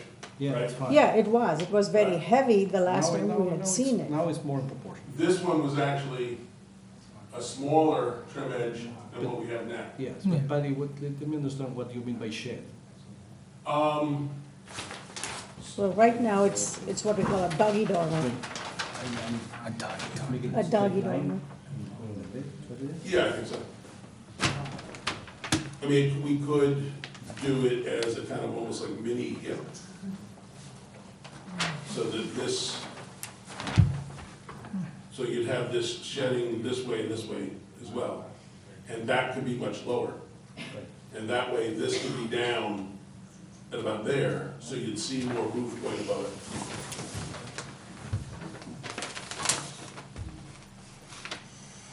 I don't think we're gonna work out the solution here, and there's quite a bit to get to that. I think we've all identified it as a Issue. problem with how the various changing components have integrated or not with one another. And so I think we'd be happy to look at some alternatives.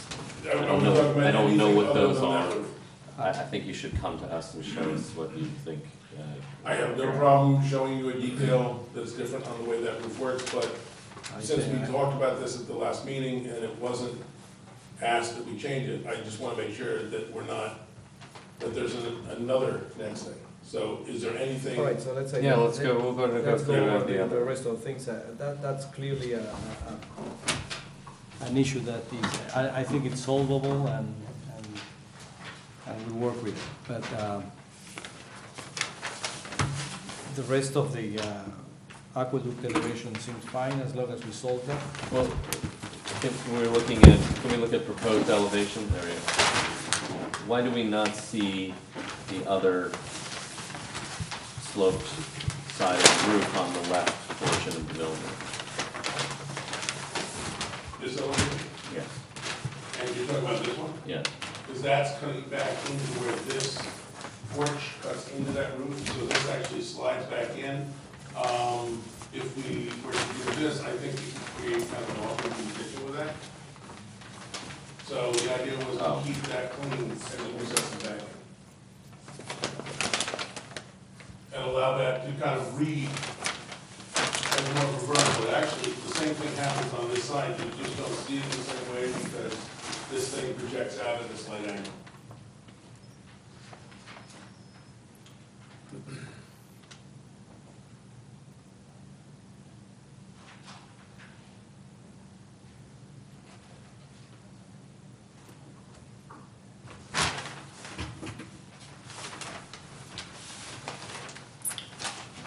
So why in the approved, you managed to do it and not here?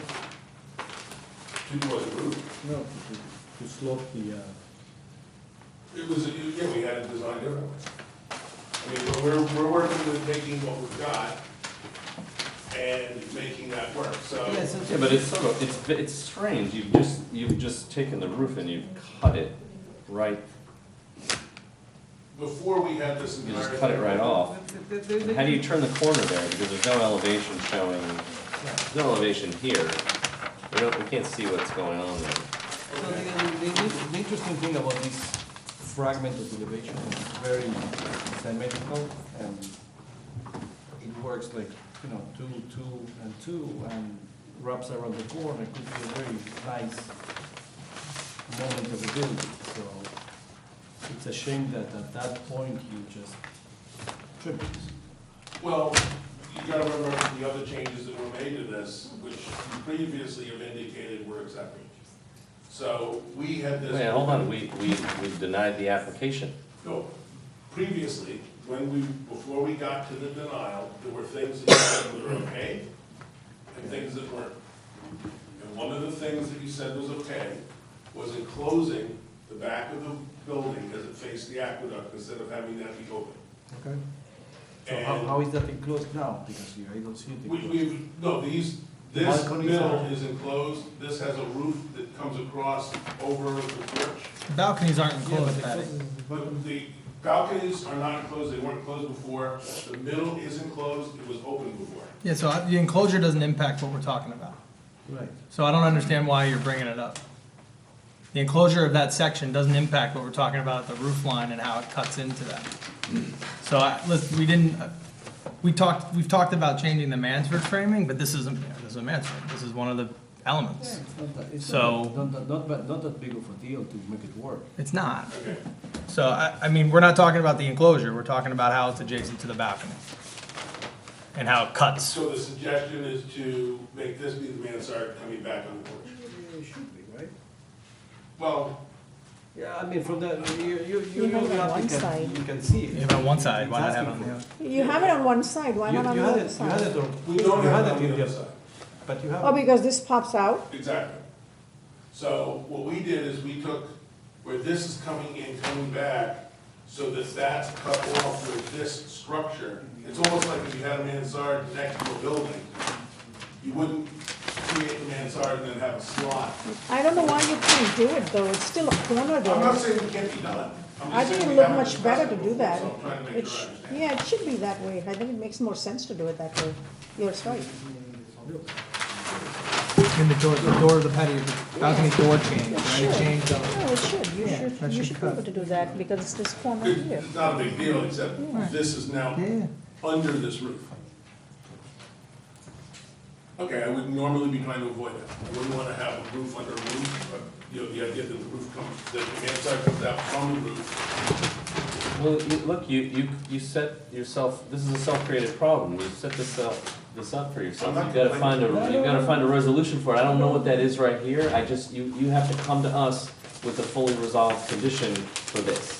Right. And we have to see it three-dimensionally somehow, or we have to see this other elevation, or we have to see the roof plan. I think if you come and you show us only an elevation of what you're proposing to do, and that elevation is not harmonious, you've got to show to us if there's an alternative, or if this is a better solution than what we're saying, and you wanna exhibit that, please, just, Yeah, show us how that I'm works. only and trying to do- Right now, this doesn't look right. Okay, and what I'm trying to do, so it's clear, is address any issues that you guys have addressed.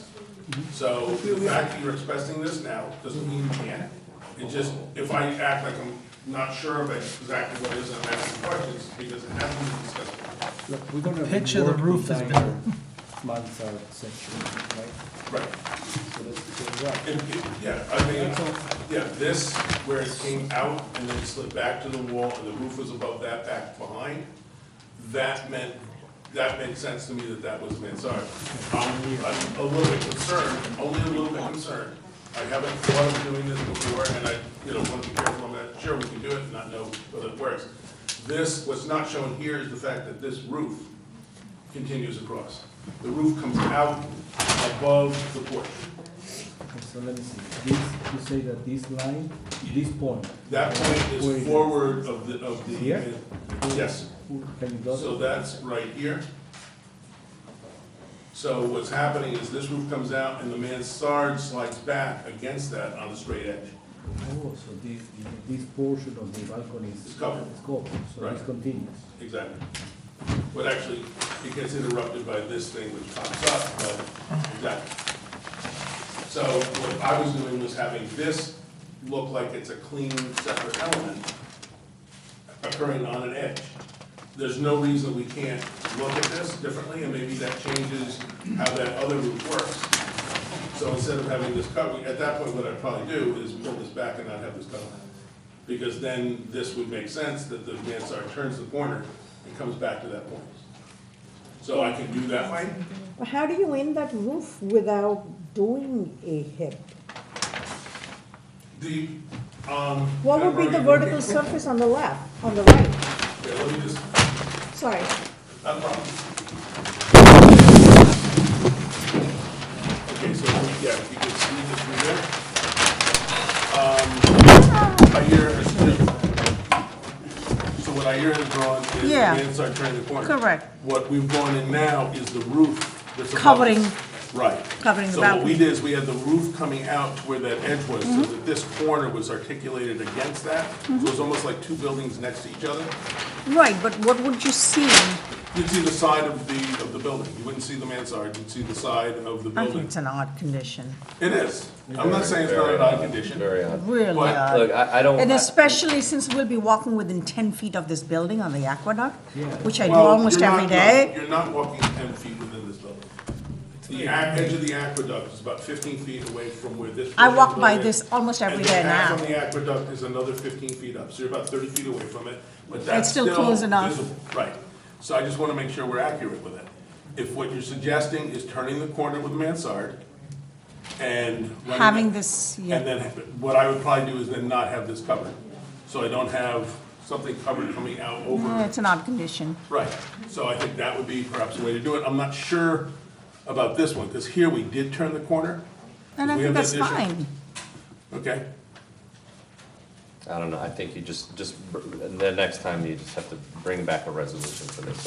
Let's go on, there's a lot of It's other too issues. close. We, You better have it right, but we are in the right direction, it's, let's keep going. front elevation. And if you can bring back drawings without that note with the PDM, I can do I that, yes. think that will be very helpful. Thank you. I will probably disapprove just because of that. And being in the set. If that's in the set, Patty, I'm sorry I missed it. We will- Telling you right we will now. look at it. Okay, Show the let's go to the next one. Look at the. let's keep going. Let's talk just about the south side. Okay, Can you tell me what, describe what's going on? what we did on the south elevation is there's a window that's here right now. It's kind of centered between these two. We've slid that over so that it stacks with the windows below. This window is actually recessed back in, but we lined it up on the right-hand side. But there's no change There is a change. in, what do you mean the window's set back in? Is This there a relief this in the section- building that you're adding? Yes. So this section from here to here, set back in. Right now, if you look at it, the roof here projects forward from the mansard. So what happens is that sinks this back in, so this mansard moves itself and goes back in. So that comes back to a wall, that comes across, and then comes back out to the wall. So what we basically get then is this section of wall with 4 windows in it, with 3 of them in stacks. This one stacks, although it just aligns on the right-hand side. This one stacks, or left-hand side, this one stacks, and aligns on the right-hand side. So it cleans up some of those. So this whole portion of the building is set back? No, just the section where the one window is, up to where the arrow points to it and refers to the This setback. line. Exactly. And that recess is It's about 2.5 feet. 2 feet, 2.5. something like that. It goes back in far enough so that it's clean of the, And so, and what, and all of this is in plane? in plane, except for the thickness of the material. The materials are not flush.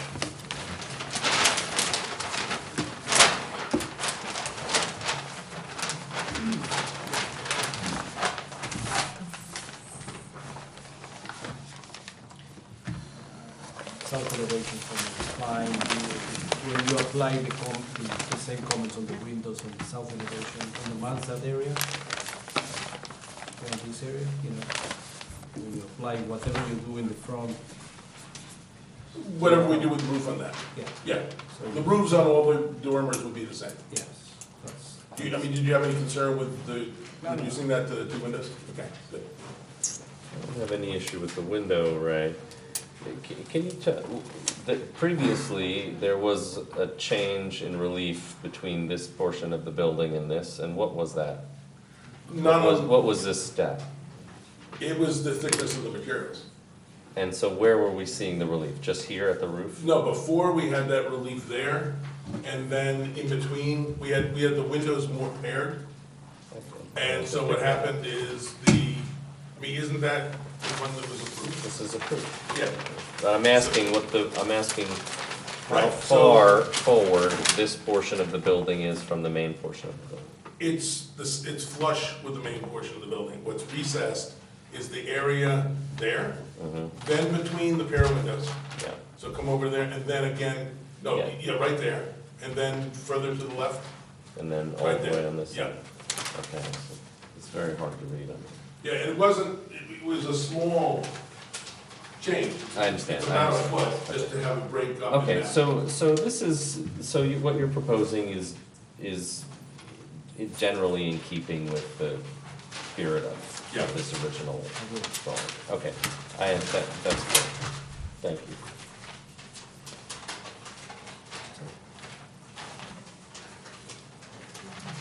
Okay, so the south facade looks good. The pitch of the mansard looks good. There's some resolution for how the mansard intersects the balconies. Yeah. And then there's a note here, and I don't know what the discussion was, you have changed the material to from a metal panel to a faux slate. Yeah. And Proportion of the windows in the mansard roof? Well, before we get to that stuff, what we're looking at now is because of how these things have worked out, we're thinking it makes sense to go to the slate look on the mansards. So the mansards would look distinctly separate from the metal parts of the building. I think it's a good gesture. I think it helps break that up in a way that resolves it, not adding. the other way to think about it is that it introduces yet another material where there's already quite a bit But the going on. mansard, it's appropriate. We've only got three materials. Can you bring a sample of the material in, and could you bring us the metal roof and the We'll bring all the different materials so you can see. and we'll look at maybe a brick alongside of that.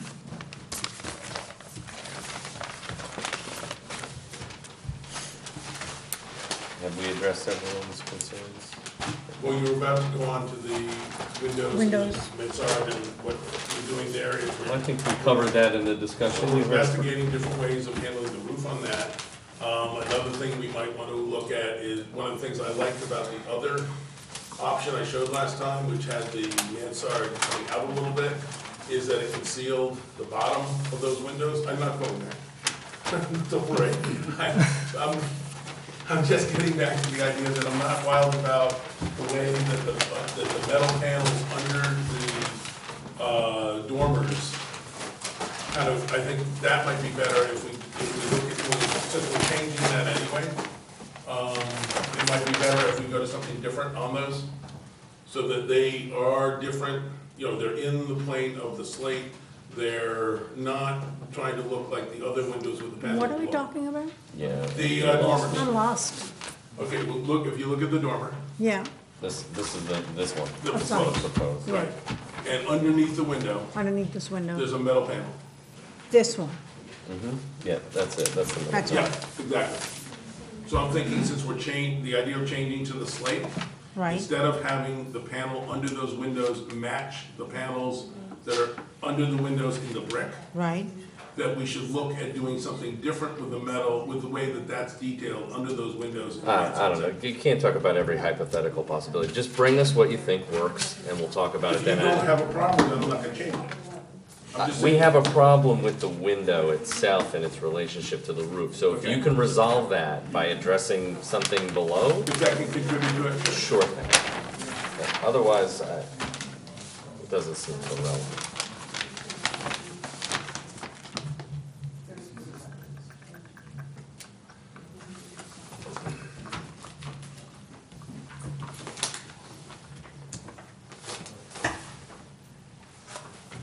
Anything else? No, if anything Well- can help that proportion that changed, when the floor heights changed, everything changed, we'd be happy to take a look. Yeah, okay. All right, we've been on this for a while. Are there neighbors here that would like to make a comment? You don't have to. That's why I'm asking. My name is Judith Spikes, and I just wondered, is there no limit on the amount of time that one undeserved applicant can agenda? I do not believe there is anything in the code. However, I suppose it depends a little bit on everyone's patience. I'm sorry, it depends On our patience. on your patience, okay. And everyone else. We have invested quite a bit into this building, and we'd like to see it resolved, and so, well, it's clearly not resolved at the moment, so. But you do cut these off at 11, no matter who gets left out, right? Oh, we don't just take a cocktail break? We're not gonna get through to 11, I don't know if So, I don't know how this works. In the applicant's defense, though, this is the only second hearing after the initial, so this is actually, it restarts once he has a When we get to rejected. 7 again, we'll Then start we cutting can Patty start off after 15. cutting it off, but it's only at 2 All right, since the first, so. thank you. And I would have liked them to continue this to a. Thank you, we'll continue this to the next hearing. We have a second? 50 seconds. Unanimous. Next, 228 Clinton. No, 74 Maple. 74 Did we Maple see has that? no drawings Number 6 submitted, of so 8. what Did we will I see be, that? what will we be assessing? All right, 74 Maple. Maybe he wants to make a statement.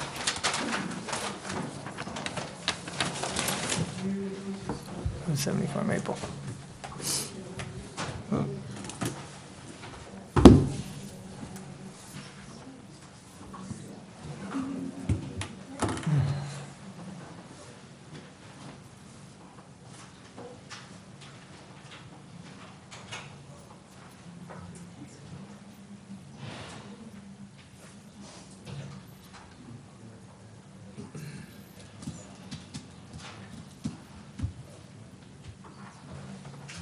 Which is your house?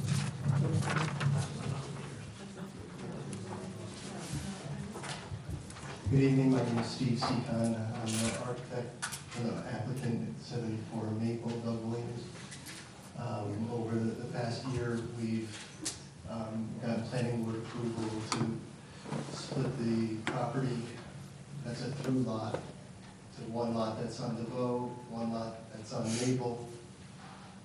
Last time we were before you to seek a sky exposure plane waiver, which you were gracious enough to grant for the DeVoe Street property. And my recollection from the last was that another walkthrough was in order to evaluate the Maple Street waiver. To that end, we developed street elevations as well as a photo montage. And I'd just like to show you briefly, if that's okay. We're still under pre-submission. Pre-submission, okay. This is not a submission.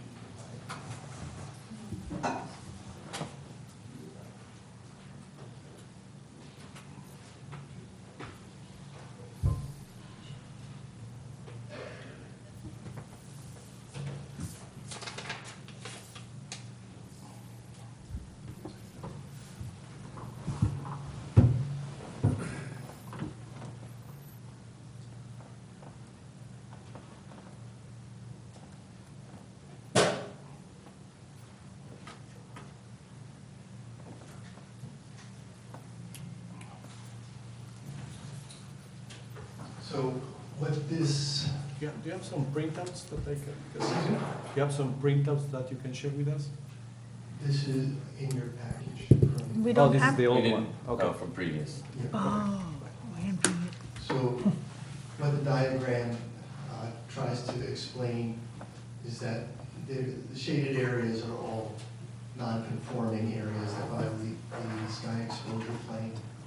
This is one that's permanent. This is the Maple Street elevation, and this is the subject property.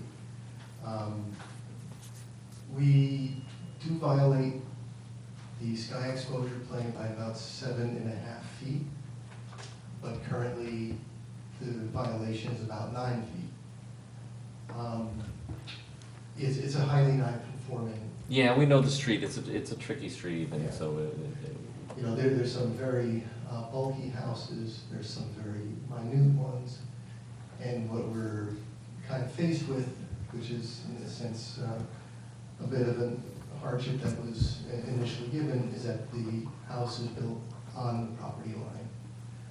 So in order to get some bedrooms upstairs with normal ceiling heights, we're in a position of raising, the eave and the roof.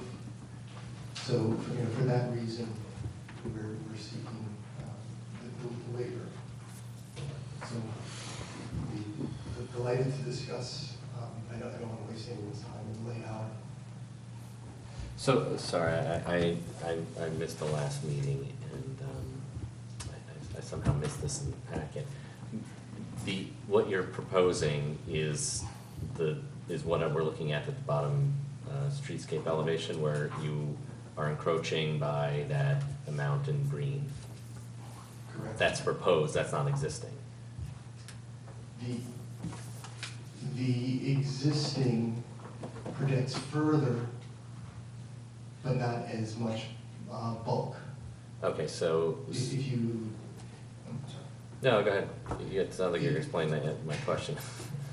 In the existing conditions that's part of the package, you can see there is a gable end that currently straddles the right-hand property line. The gable extends higher, so we tried to cut it back by using a hip, so to decrease the amount of encroachment.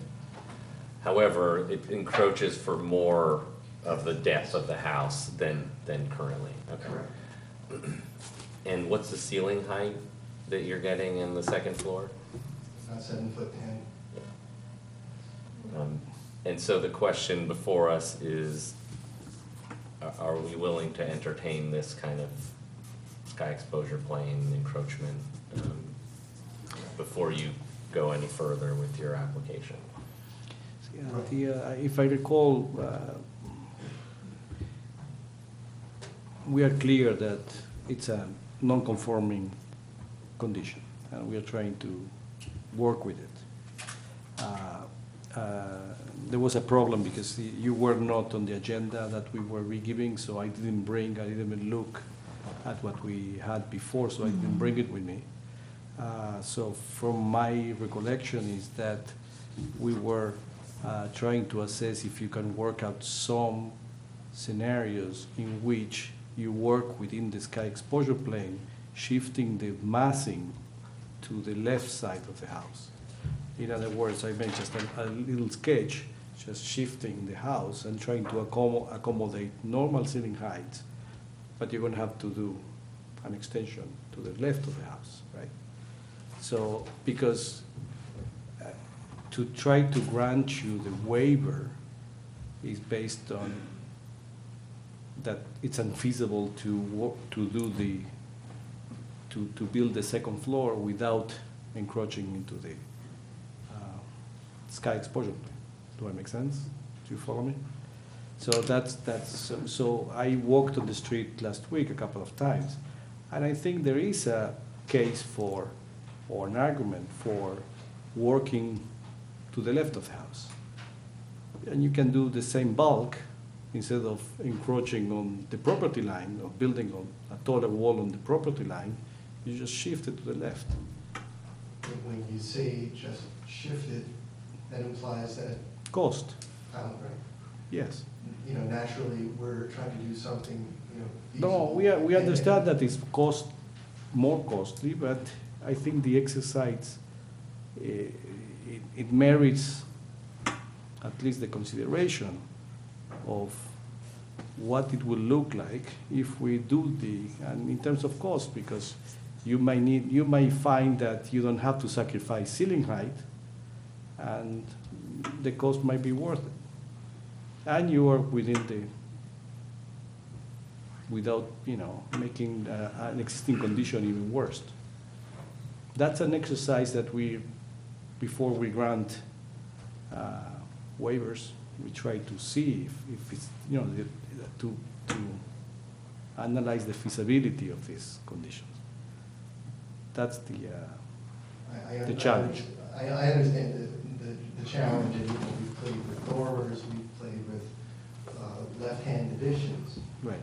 Naturally, the consequences, we're trying to build upon an existing foundation and an existing first floor in the spirit of economy and usability, to then shift, the burden to my customer, saying that I understand we're creating a different kind of nonconformity.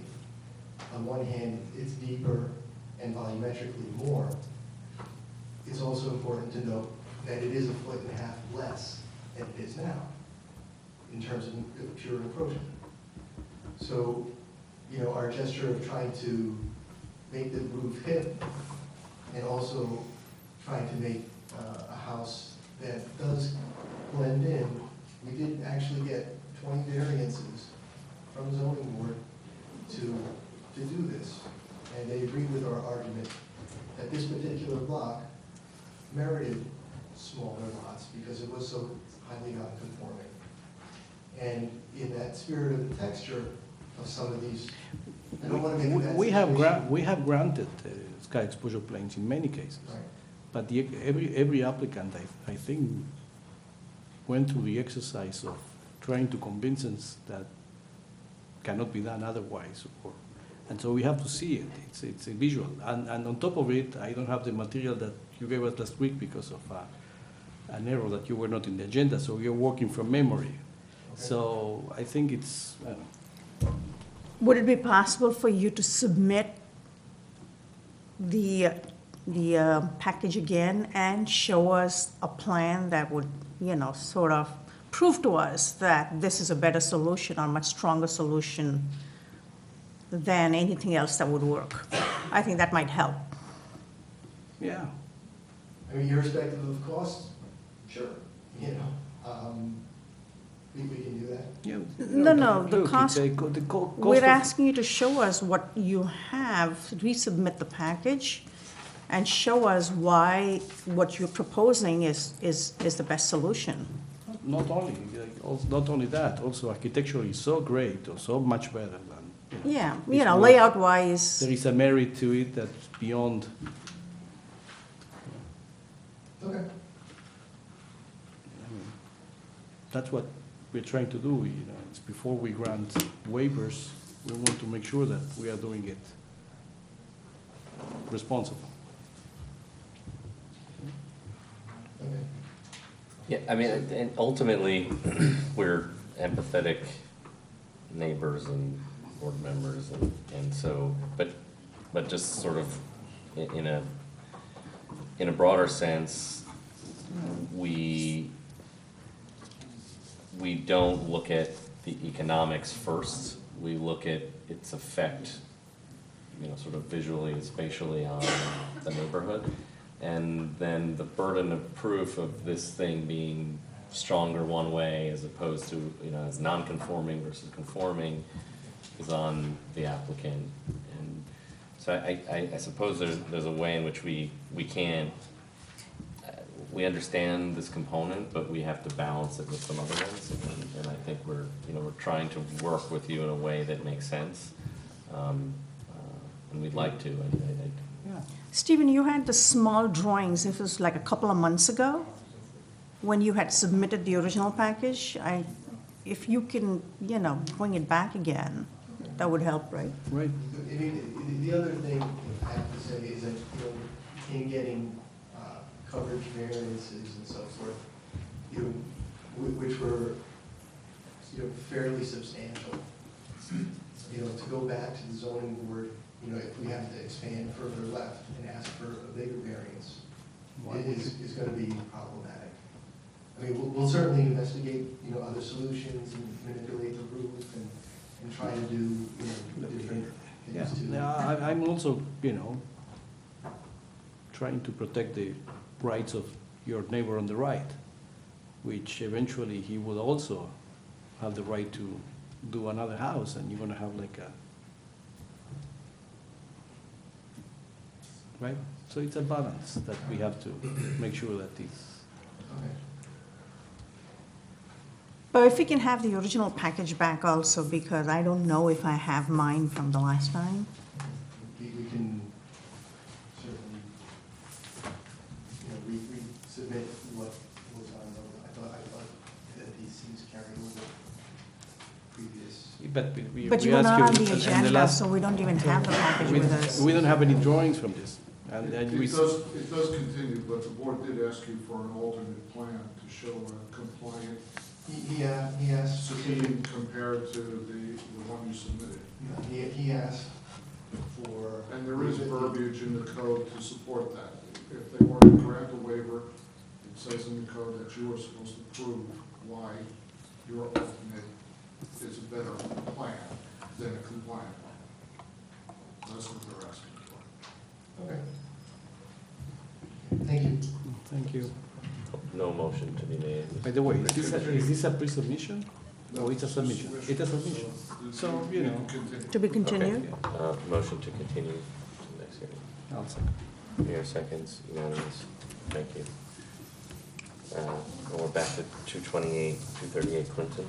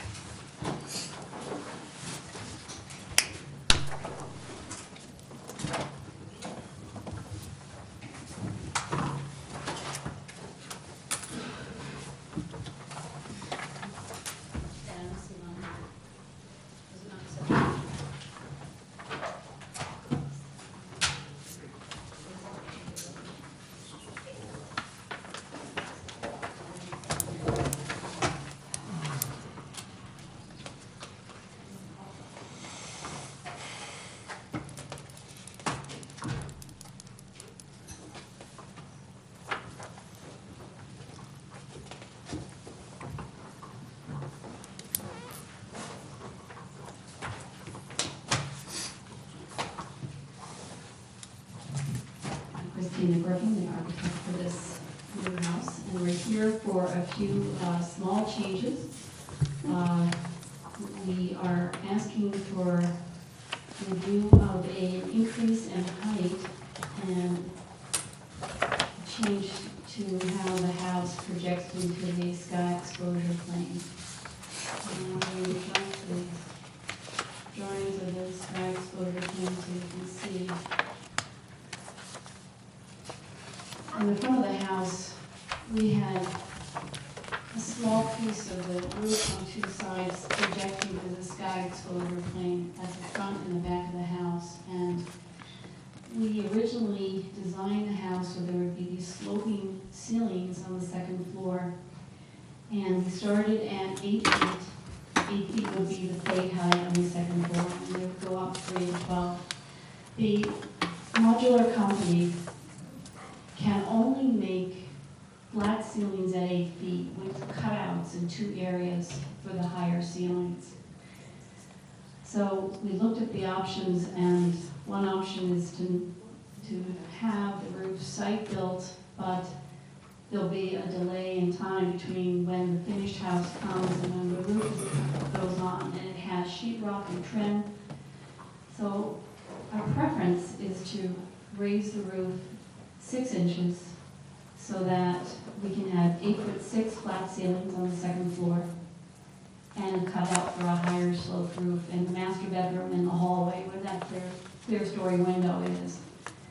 So it's hard to see, but there's a 6-inch difference between our last approved set of drawings and what we're showing you now, which just makes this little triangle into the sky exposure plane slightly bigger.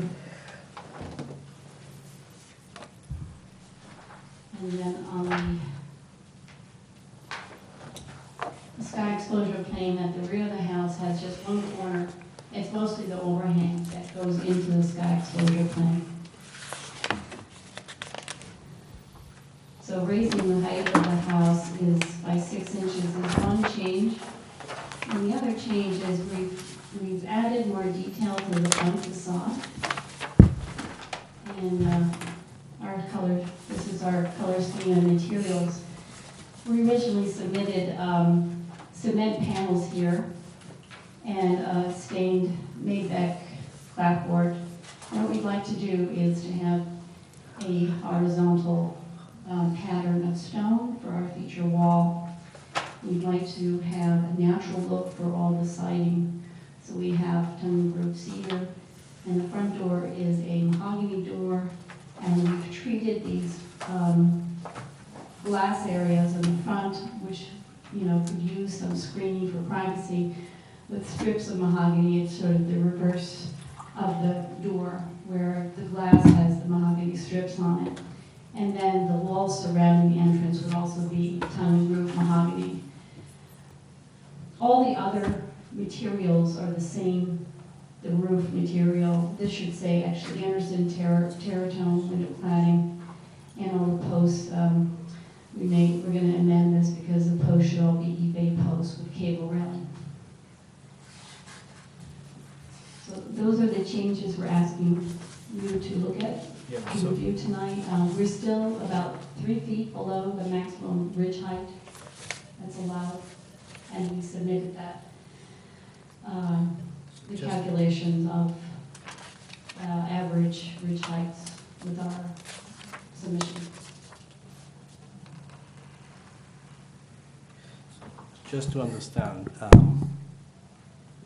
so the encroachment to the sky exposure plane on the second floor is on the overhang mainly? Mainly. And we're talking about, from my visuals here, it's minimal. Yes, I think it's a tiny bit of the building, but almost all overhang.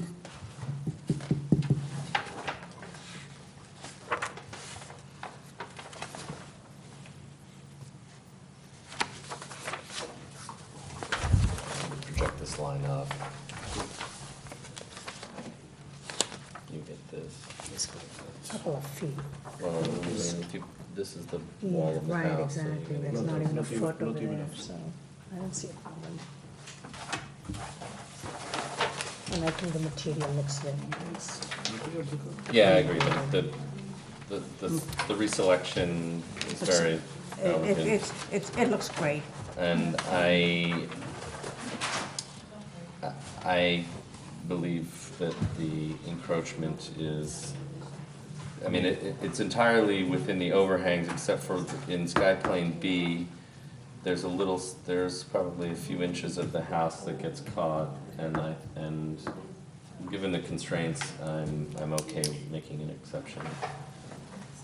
I'm okay too.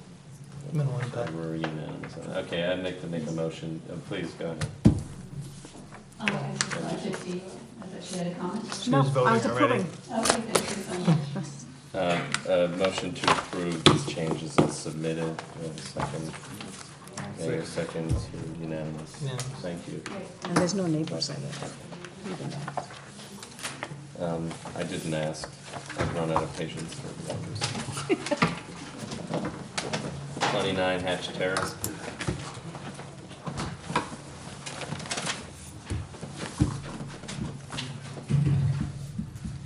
Well, my name's Al Brown. This is a small addition, 450 square feet off the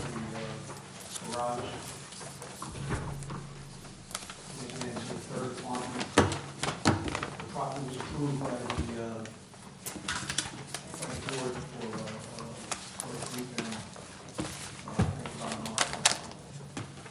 I'm sorry, what board was? planning. So, I guess when I looked at this, I'm sorry, did you have a presentation? Sort of quick. When I look at this, I see a second dwelling structure on a single lot, and which means to me that it requires a variance. I mean, or as far as I understand, that's not permitted by the code. There was a separate lot. I know, but this property's not on the separate lot. That lot line was being removed, so this building is connected to the other one. There's a connection in between. The two lots are being joined into one lot. According to. That doesn't eliminate the problem. Right? It doesn't, so you can have an accessory building, you can have a family unit here, you can have an accessory building on the side, or multiple, you can have two accessory buildings here, but you can't have an accessory building that is Planning board looked at that. occupiable. It's connected. It's connected in the front. I saw that also, it's And it was just, approved that way. you know, if I make a Where's it connected? enclosed walkway to my garage at the back of my property, He's I can't call it connecting it. one building. Oh, he's I connecting feel it. like that Yeah, that's doesn't proposed. seem to respect the spirit of the Of the code. connection. But if this, and so I was unaware of the planning board issue, of the planning board having looked at this. Did they, They did, but they didn't approve. That's one building.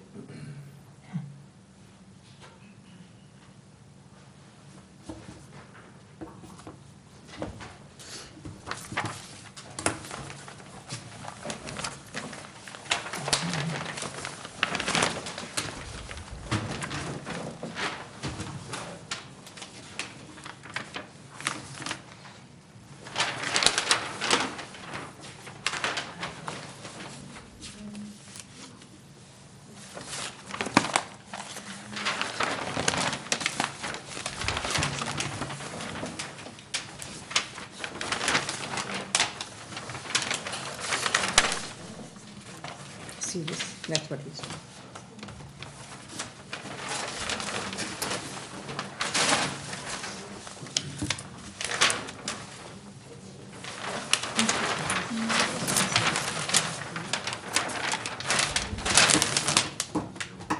yeah.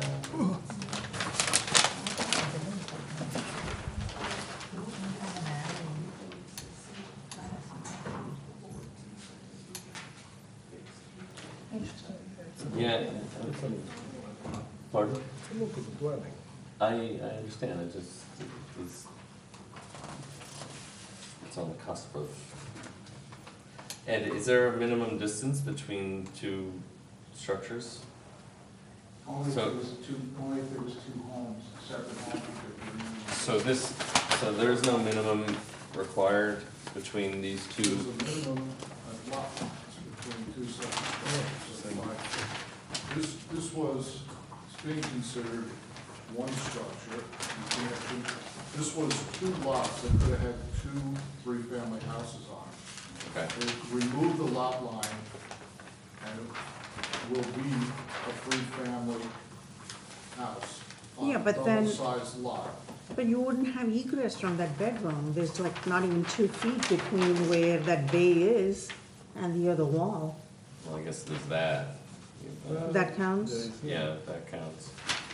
I mean, just, you know, just looking It's at just the weird.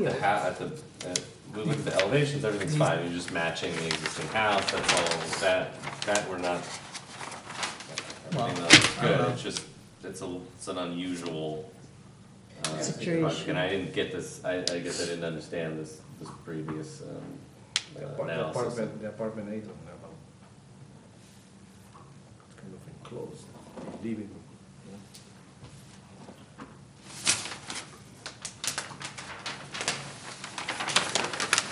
Well, Well, it's sort of like that anyway, right?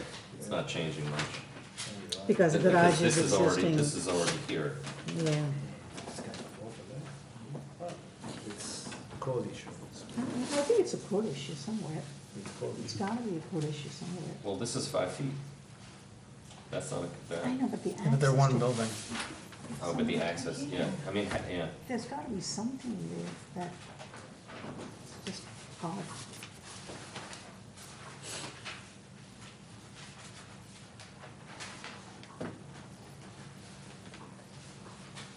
Except that, of course, you have doors. Here. Yeah, and that And works. that's, I know, that's your, That's your ingress, you're right. And that counts. I actually think it's okay. I mean, this has, you know, here, you have this. Anyways, we're not being replaced for that. Yeah, I know, we're just being responsible, maybe too responsible.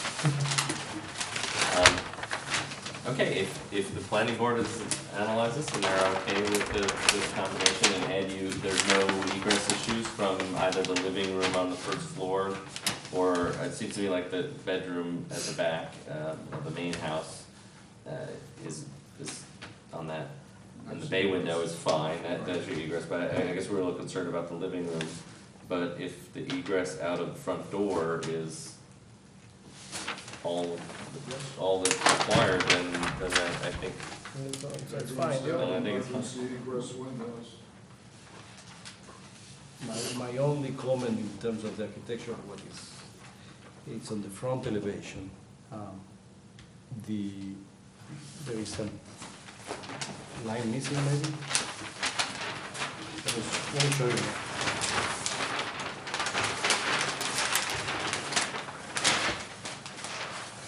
I don't think it's true elevation. Is there a line missing here or something? This is in front of this, right? And this break is going to continue, this is behind. So is this coplanar with it? It could be back, I mean. You can reset it out. Yeah, that's not a problem. Mm-hmm. Yeah, I'm saying it's. It would look better, right? Yeah, yeah. Yeah, Yeah. I see which one you mean. Yeah, I think that'll, Because that's where the corner comes in. yeah. We can take that window off. No, No, I think it's just a little change, it'll continue to read like the two, you know, the two structures. They will have to. Because that other one is already set back Right. from the main house. Well, that's basically, if you make Let's it, look at don't one. avoid it for this to be coplanar, you just push it back a little bit and that's my only comment. If it's one structure, is there consideration in matching the roofing materials now? As opposed to, is there consideration on the roofing material of the addition? Yes, mentioned it. Asphalt, architectural, red magnets, to match the red on the tile. The color, not material? Not tile, not the tile. I think it's something I would reconsider if I were you if you're gonna make it read as one structure in one building. It's existing that way for 50 years with that roof. Yeah, but you're throwing that all away by trying to make it one building now, so I get that part, but you're taking two structures, putting them together and saying it was lasting for 50 years. It doesn't work that way.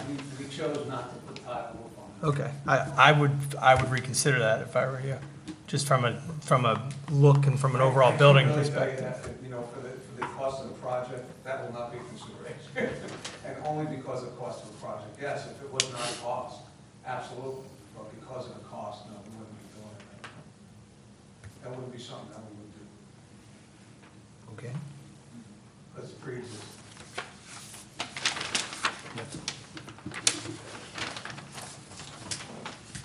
Do you have samples of the material? No, I don't have So we need to see the sample of the material that matches an existing tile in order to make a determination that it is similar in nature, right? Sure. And it doesn't create it's harmonious with the existing. Oh, it's a pre-submission. Oh, I'm sorry. No, this is No, an I- application. I'm sorry, that's my mistake. Yeah, so I would, What do you, could you say that again? You it's wanna- just the existing roof of the structure that's next to the garage or whatever's there now It's clay tile. is clay tile, terracotta or some sort of, so Sorry, this is yeah, I was here. And then this is this shingles. is shingle asphalt. So when you put the two buildings as one, they will never look like one, Yeah, no, I understand, I can see that, yeah, they're. But they'll then never look what like is one this? building. What color is it gonna be is what I'm- right? But Well, you're it's- wanting to this look is like a one kind of building. I was here this morning, this is a kind of reddish, asphalt shingle, Right. and then, which, Oh, so we're gonna match this. oh, you have the photo there, yeah, so. Yeah, we're gonna match this. It was my We're gonna match this. assumption you were matching the existing Okay. asphalt shingle. Oh, good. I see. I actually think it's okay, there's a sort of Yeah. hierarchy between main building and kind of. You have to drive by.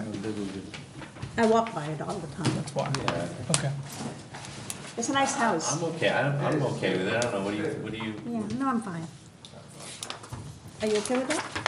I mean, We- from you a don't coloring, it's similar, so, from a I mean, that's coloring what's existing standpoint. is what, you know, what you're matching, that's in the garage. I think I still can't get past the one building and two different roof types, only because you start trying to play like it's one building. So that's just Clay tile does. probably something in my head that Clay just tile doesn't. is very expensive. It is, it's on my house, I know.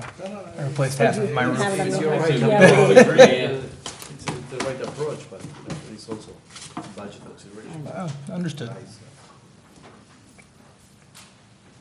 I think that with the addition of this,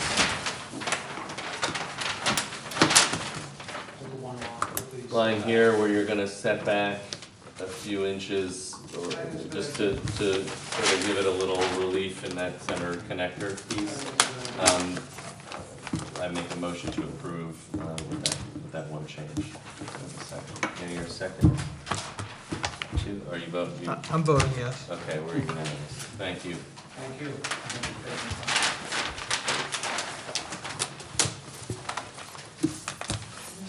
603 Hunter's Run.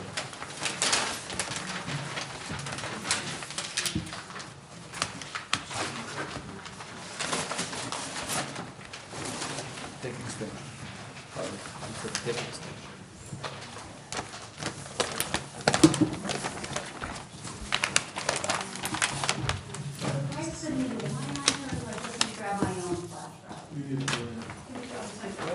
Wait. Let's see. It's short. Yeah, why don't It's you? very short, I have a little.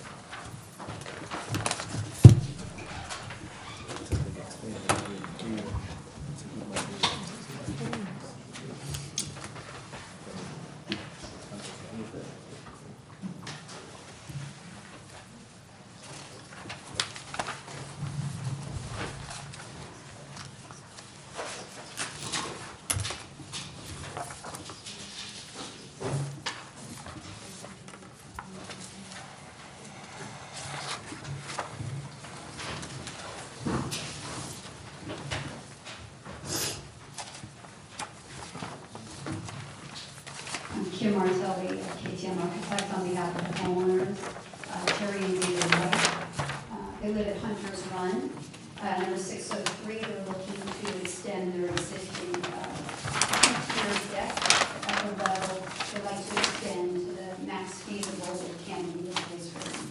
So the upper deck is going to extend about 2.4 feet beyond the existing 7.5 deck. The existing deck framing wood after all the finishes. As are most of the recent community decks within Hunter's Run, a few of them have undergone alterations to reconstruct them as composite decking. So composite decking, composite deck rails, composite deck balustrades, utilizing composite rails to be as close to consistent with the other materials. Some of the other decks have in fact been approved with the same material that's proposed here, which is going to be a Trex pebble gray. The co-op board, in fact, has met twice, once to review some initial materials, and then a second time with the actual pebble gray sample. And they subsequently did provide a second letter, just so that the board has it, just received today, approving the fact that that was right.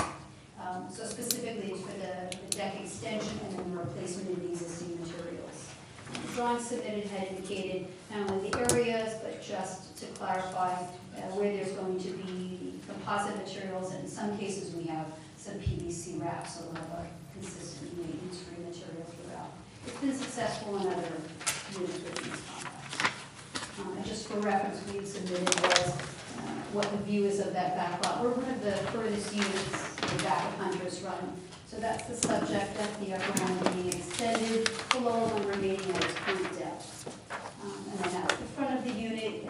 There's a depth to one side at about a mid-level point, and then one to the far right of it, similar tiering, and there's one even further with a single tier. I think it looks. Grade that's helpful. No, I think it looks good. We trust your judgment on it. If it's something that's approved by the law board, then that's what the neighbors have agreed to. Any comments? No. Any neighbors? Can make a motion to approve as submitted. Second, any seconds? It's unanimous. Thank you. 49 Clinton Avenue, Master School. No one here from the Master School? Oh. Craig Dunn, Master School. Here to legalize an 8x8 shed for on campus to, in between two tennis courts, the asphalt court, and the clay courts to house a rolling machine that clay courts has been using the last year and a half. Been storing the machine outside on the grass, pretty unsightly, so I brought in an 8x8 shed from Home Depot. Shed. It's on cinder blocks, there's no electric, no plumbing. We stored one machine in there. I did not pull a permit when I first brought this onto the site. My own site. I'm getting legalized now.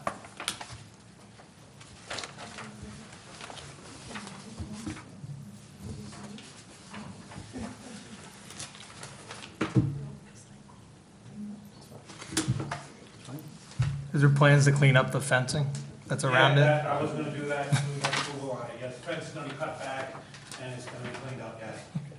Okay. Okay. Are there Any- any neighbors? Yes, of course.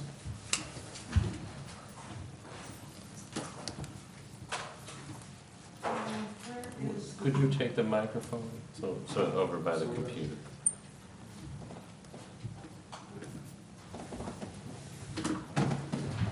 I'm Judith Spies on 5 Grace Terrace, that's on the corner of Clinton Avenue, directly across the street from the Master School, but not directly across the street from the tennis courts.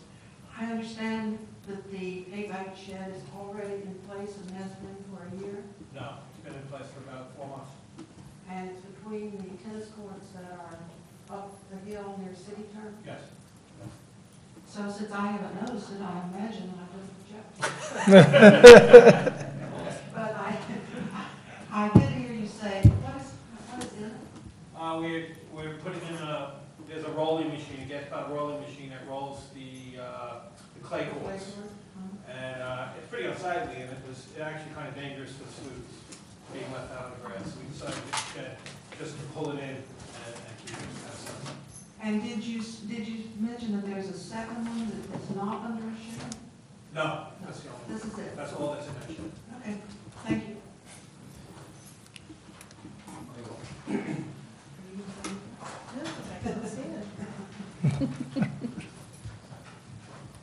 Larry Taylor, village trustee.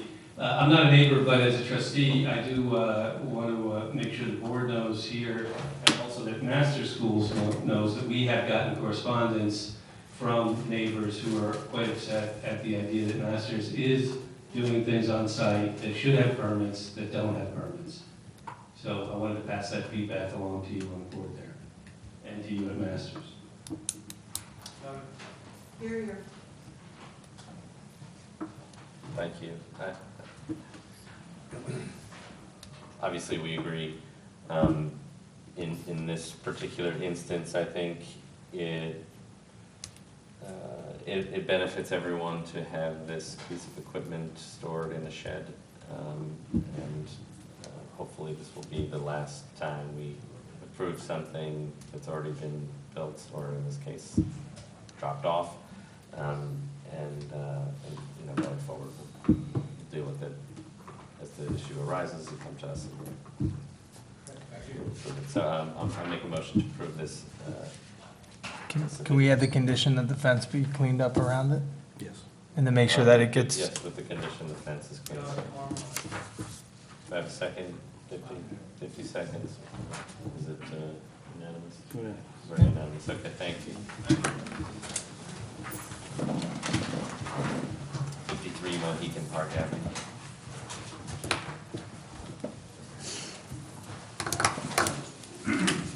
Sorry, Ted Bueller, here, I'm the owner of the home, and we are seeking a permit to replace an existing fence. The packet shows the condition of the existing fence that has been hit pretty hard by fallen tree limbs from a tree behind and Beacon Hill property that hit it, as well as with recent storms. It's wood, the existing fence has been rotting. And So are you replacing it in kind? we are replacing it in kind in terms of size and in terms of length. It's just that the materials are going to be different. We're going with a composite vinyl fence that is more decorative. It will look a little bit different, but it's not going to change the footprint. It's the exact same length in the exact same spot. So same height, Same same height, place, you're same just place. replacing a damaged rotten wooden Correct. fence with a composite A composite vinyl. of the same design, and you, Well, a little bit different design. The one that we have right now is basically a flat one with little diamonds cut out. The one that we're having there should be a picture. I think the copy, the whole copy was made, but it's going to look like it'll have a lattice. no, we didn't get that. It was in the original packet. So this upper portion that has these diamond cutouts will have a lattice, It will be, but it'll be correct. otherwise be solid. It'll be solid on the bottom, and then the top, maybe 8 to 10 inches are going to have a diagonal. Sounds great. And it actually can't even be seen for our own aesthetic purposes. No neighbors can see the fence, because there's a fence behind it, bushes and structure on either side. Right. I wish we could have gotten you out of here at 8:05. This is Motion to approve. I'll second this. Yeah, your second, unanimous, thank you. Good luck. Thank you very much. 169 Clinton Avenue.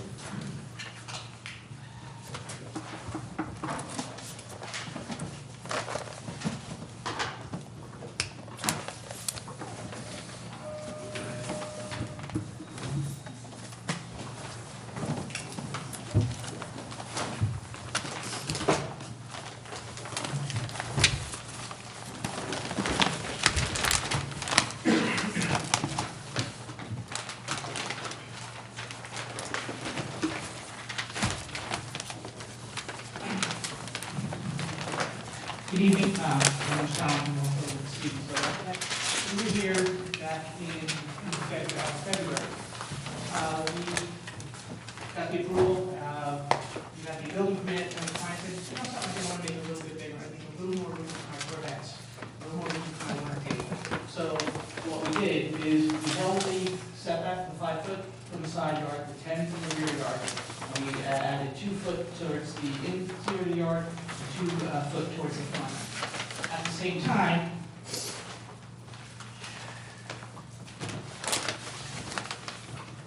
we raised the height of the building by 1 foot.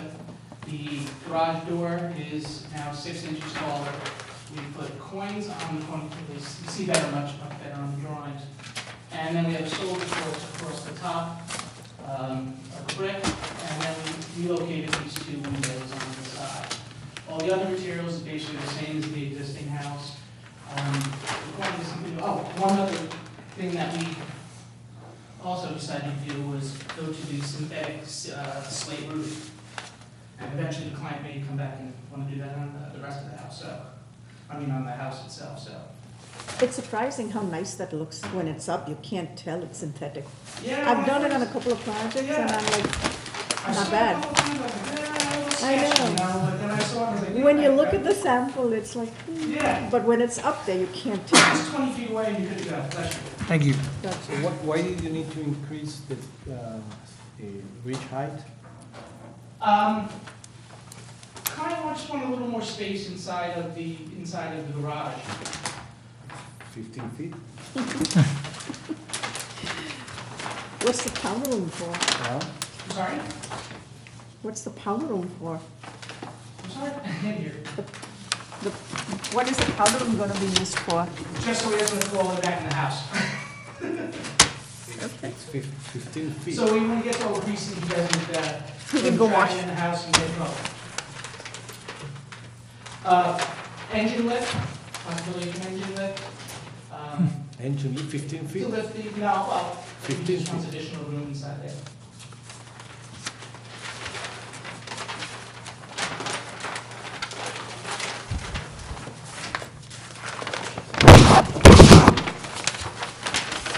We're still under lot coverage and.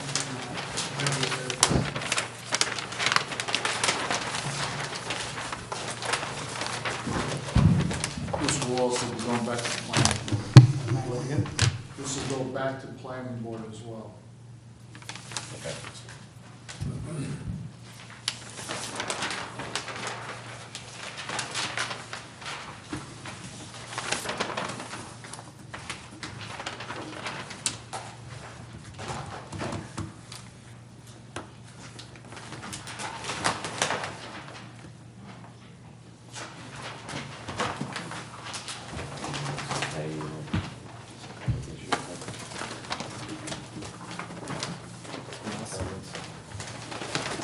It's a good little project. Make a motion to approve this as submitted. Second. Conditional, Conditional. No, conditional. Conditional of course, planning board. Planning board approval. Thank you very much. I'll second. Brandon seconds, unanimous. Leave to second. Thank you. 21 Ogden.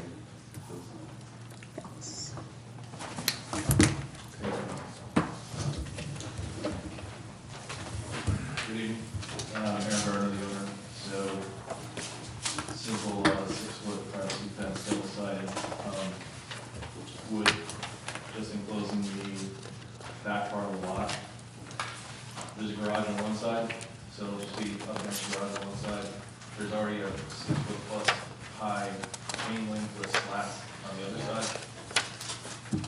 So only at the back, you know, so my lot and the next neighbor's, it'll be visible to them from the other side. But you're putting this wood fence on all 3 sides? So the diagram on the survey is showing the red is the wood fence? Yeah. Oh, okay, so it's not just the back, the fence is the size fence? Yeah, okay. Yeah. No, so basically this slatted fence is on this side, and there's a garage here. So that's all I'm saying, is that basically. So what's this red line here? That'll be fenced there, so that will be visible. That's the 6 feet? That will be 6 feet, That's- yeah. I think it You has can to do, be- no, you can't do 6 feet at here, at the front of that, but once you're back here, you can do 6 feet. Yeah? Yes? And at the back of the house, it's nothing- emerging from, Nothing forward of the front plane of the house. Yeah. Anything forward of the front plane is 4 foot. yeah, but we're at the back of the It's the back house, of the house. so that's fine. It's what? 6 foot. 6 feet feet, or- yeah. Yes? You just can't do 6 feet here, yeah, you're in front of the, Yeah, yeah, okay, just want to make sure that it's compliant, it's compliant, it's approved. thanks for your patience. Motion to approve as submitted, second, Brandon second, unanimous. Thank you. Magnolia, 54 Magnolia. the protection fence.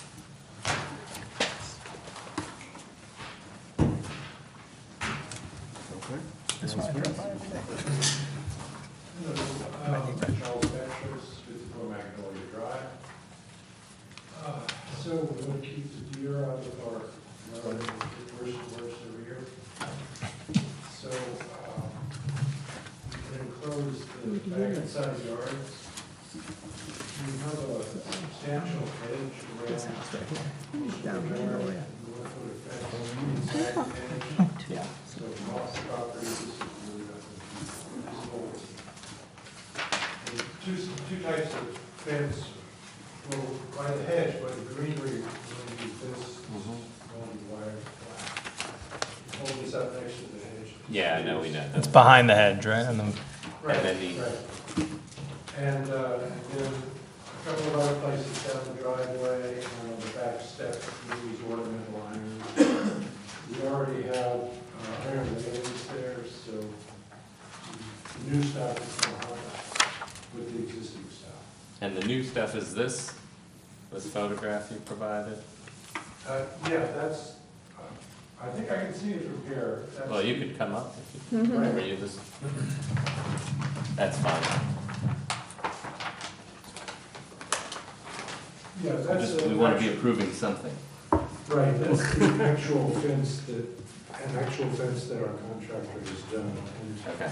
see how it's got more or less a level top. Mm-hmm. Our railing is more or less a level top.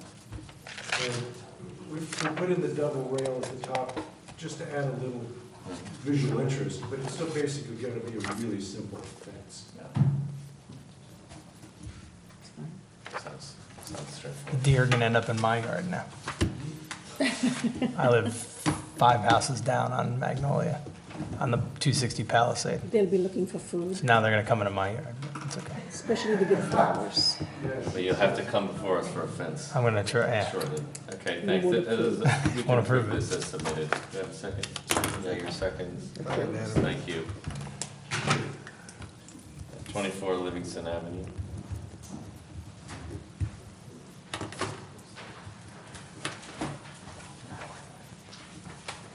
Hello, my name is John Kerr.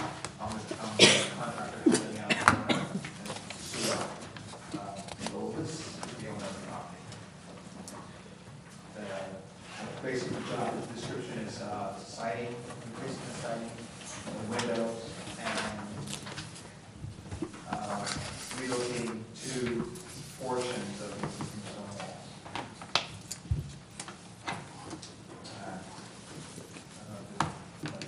I have a sample of the siding if you're looking at it. This work done. It's basically going from an old This work is done. U-shape to the composite fiber cement board, pretty similar to the James Hardy board. If you're interested, take a look, I can pass it over. Sure. Draw it all the way The new photos of a work complete. I'm sorry. The new photos of a work complete. Yes. It's an application for the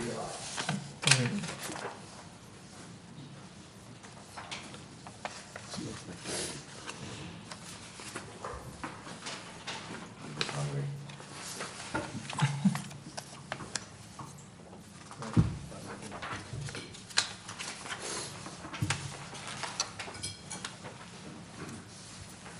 Is your sconce, is it a up and down light?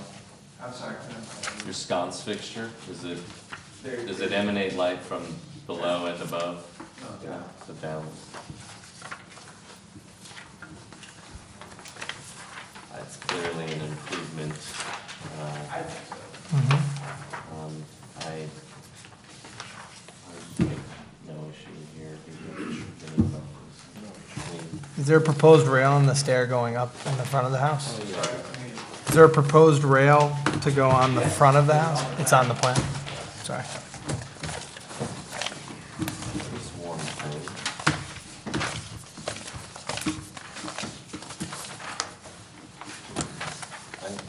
I can't find it at the moment, but there was some mention of an alternative rail. I believe it's aluminum horizontal. And where will that go? That's at the front of the house here? Or you're doing something at the, No, that's as is, that's done. Uh-huh. It should be where the door is. yeah, some guardrail for the, All the way across, all the way down the staircase. and do you have, oh, there it is. So they don't have the detail here, but this is it. Is there a detail? It's just a proposed photo. But you don't, it doesn't carry through on the elevation. Oh, yeah. So you're proposing to do this That's what's the plan. as a, what is that? Is that a It's an aluminum netting system. Brushed, so is it, okay, it's Stainless aluminum. steel. Stainless Kind of steel? blow through it. Is it aluminum or stain? It's aluminum, I believe it's aluminum. So it's a, and okay. it's brushed or it's polished? I brush.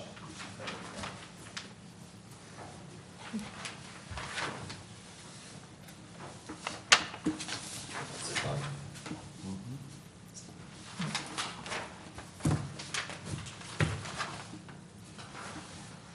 So it's your examples. It's gonna be. Heavier. And how do you handle the corners? No, it's not drawn here. Sorry. Yeah, so what does this look like? Is this a thick post? Does it come up? What do we have? This I is believe they're all all, the same, the posts are all gonna be the same size, I don't have the exact measurements. so the heavy element is the Yes. top rail and all the posts are Probably resolved in probably this like little. 1.5 by 1.5, that's the assumption I'm making. This, so this is a tube or? It's a core, so a square tube, Okay. and the railing slats that go Seal. So we just have this, okay. Yeah. Yes, sir. Yeah.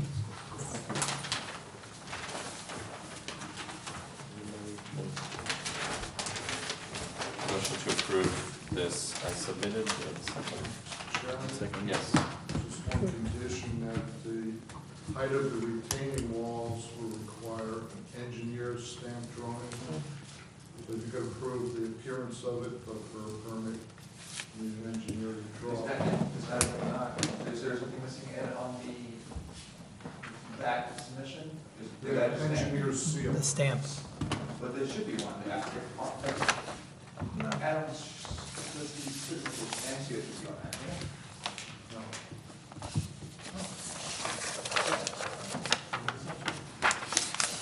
Okay, no problem, understood.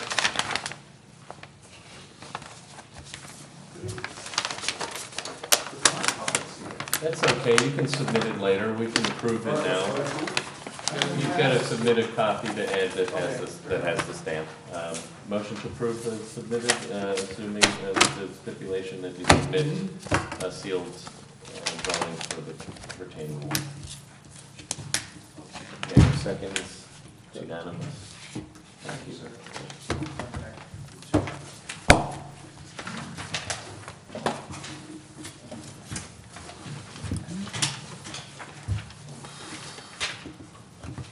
Beachdale.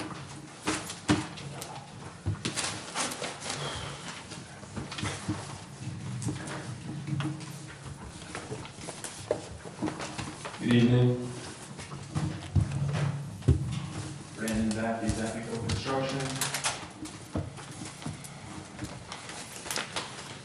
So, we have here, we're proposing the construction of a new home off of the common driveway located at the intersection of Beachdale and Hudson. This is a 4-bedroom, 2.5 bath, complies with all of the code. We had originally met with the planning board 3 times, we had a couple of public hearings, and our original plan, we wanted to try and follow the architectural guidelines as close as possible, so we had a side entry garage.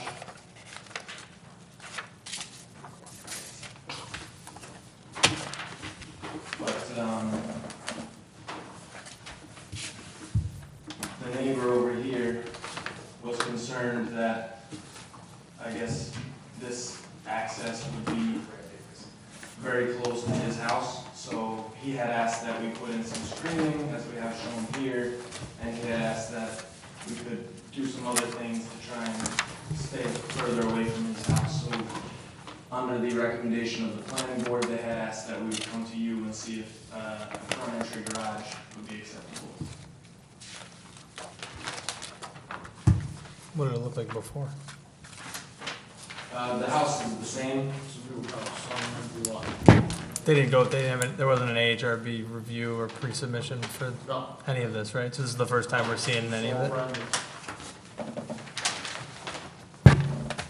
I guess I'd be interested to see what the alternate looked like in comparison. Yeah, to the front entry garage as opposed to the side entry? It looked the same, except the doors were on the side. Ah. The rest of the house was untouched. Okay. There was some train of thought that too close to the neighbor. They want to move the driveway over away from the neighbor to the right. I guess we gotta look at the site plan for that, that's the question that we're looking at. It's this, right? That's fine. Yeah, this is the flag lot, so by moving the garage to the front and having a shorter front entry. Oh, your site plan has the garage. It's all the side. Okay, that must have been the old site plan. So we're seeking, I guess right now, approval to relocate that back to the front to keep it off of the property line and defease the neighbor.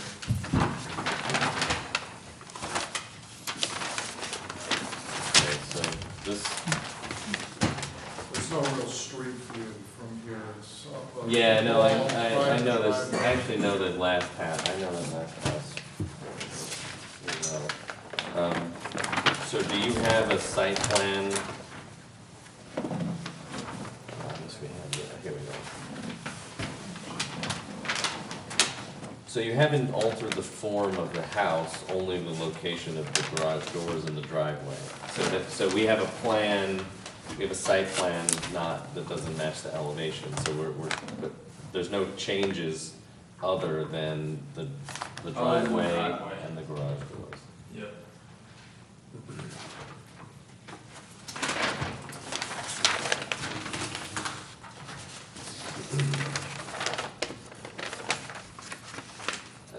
Let's talk about the bigger picture first, if I may. The issue that jumps out is that there is not a clear architectural style to what I'm looking at, and I'll just talk about the front elevation. There are components of many things. There are roof lines and kind of roof typologies that we would embrace, but they're sort of too disparate. They're too different, and I think when you take on this kind of gambrel roof element, it really needs to inform the entire roof and the entire house and be a bolder statement. And I think the little piece of it above the garage just doesn't do it properly. And then I also, if I look at the different window types, so the type of window that we have on the gambrel roof versus the other gambrel slope in the center of the house with the oval shaped window, there are too many different windows. It's not that you can't do different windows, it's that you want to bring the muttons into line. I don't know, you just want to address those issues so that there's consistency of style on the house. And then I think, a house this size, you've got to really underscale, underwhelm the front door. I can't tell what this door is made out of. And again, I don't know what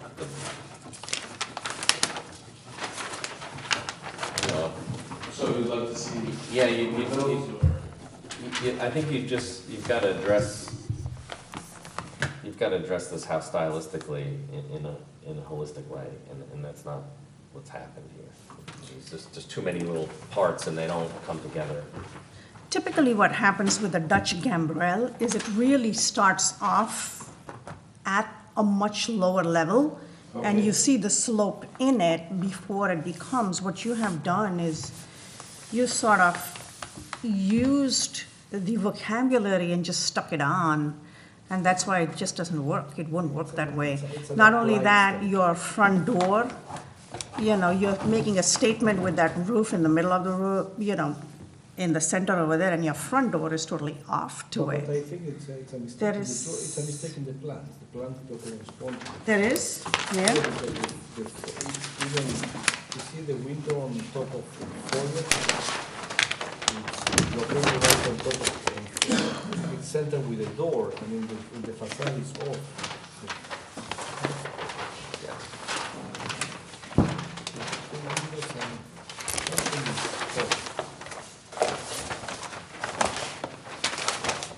No, it's not. No, it's not, it's not. It's wrong the way. Oh, I see, the window's not. Window's moved over. Yep. In your floor plan, the window's over on the right. It's almost centered on the door. Yes, right. And if you create like this style, the gamble roof style, what happened to the left side elevation, which is it's a three-story blank floor of vinyl siding. Right. We try to not put windows inside of the homes for furniture placement, that's typically what Yeah, we but do. this is a huge vinyl siding. So- So make all this effort on the front elevation, and that elevation seems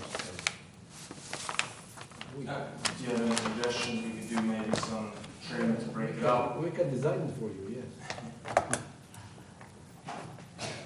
Joint effort? Joint effort? Joint effort. I don't know about that. No, I really think you need to go back and revisit this whole issue with, just this, what I call a fake gambrel in the front. It just simply doesn't work, and the window's not where it's drawn on the elevation. That's not where it is on the plan. Right, so both handrails you'd like changed? You just you have to address the whole house, really. I mean, I don't know how else to put it. It's just, it doesn't work at all. The roof lines are a wreck. None of these windows, there's no hierarchy or to the house at all. It's like this, what we call is, it's like a Mr. Potato Head. You pick something from here, you pick something from there, you put it together. You have a shed, you have you have a gable, you have a gambrel, and they're just like crashing into each other. Yeah. I mean, you either have to do that roof line right, or you have to do a different, you can't put these elements together. Pick a style. If you want to do a Dutch gambrel, look it up, and it doesn't work with a Center Hall Colonial, which is what this wants to be. Okay, so for the next submission, we'll take a look at, revisit the style. The whole style needs to, work with each other. Right. You just have too many roof styles in here. Yeah, we'll definitely take a look at that. In the meantime, to move forward with the planning board, they'd like a decision about the garage doors. I don't see how we can't address that independent of the whole house. I think it would work either way. To be honest, you could make it work at the front, you could make it work at the side, but. If you take it holistically, we can work with, if the question is, if you locate the width, the doors on the front of the house, right, as long as it's well designed with the rest of the house, as it integrates the holistic approach to that design, it's okay. I do think that moving the garages to the front of the house makes it more complicated for your design, obviously. In terms of addressing the one side that looks like a stark side of vinyl siding.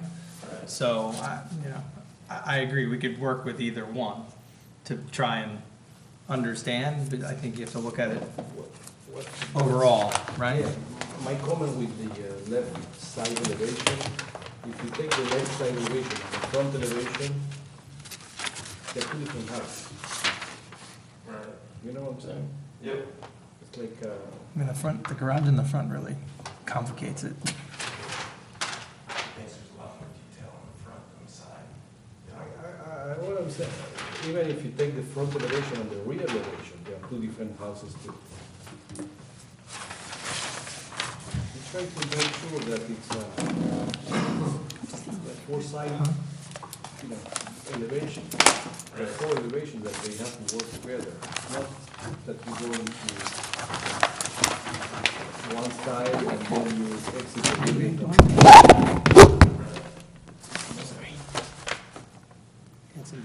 I mean, you apply a lot of care. I see that you're trying to do something that is... Well, this was our regular farmhouse, rustic farmhouse design that the customer had asked to add the gambrel roofs. Let's say I don't understand when you say our farmhouse, what do you mean? Your house?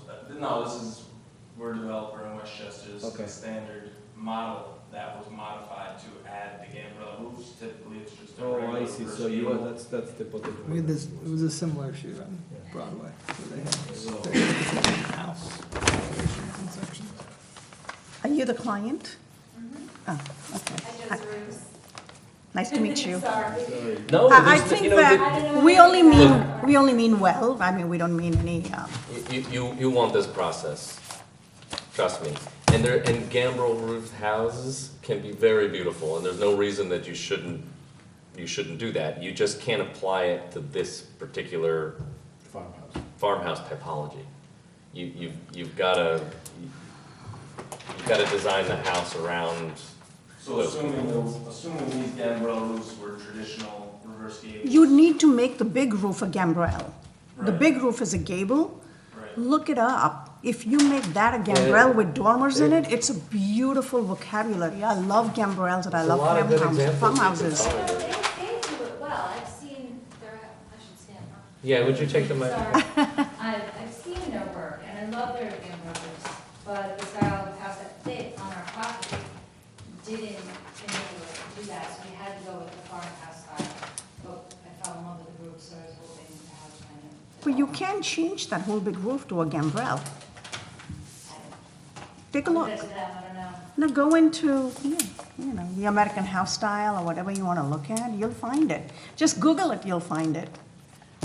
And you'll see it's, it'll work. It'll work beautifully with this. It can be built, it can be designed that way. It's just a matter of working. Okay, so assuming we come back with a more cohesive plan, you wouldn't be opposed to the garage in the front? That's right. Okay. All right, thank you. Okay. Is this an application, Ed, or is this a pre-submission? Pre-submission. Okay, no action. Thanks.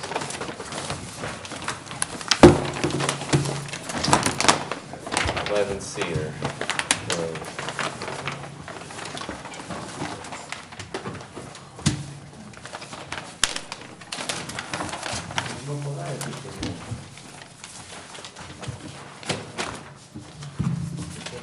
Have you ever seen the directors?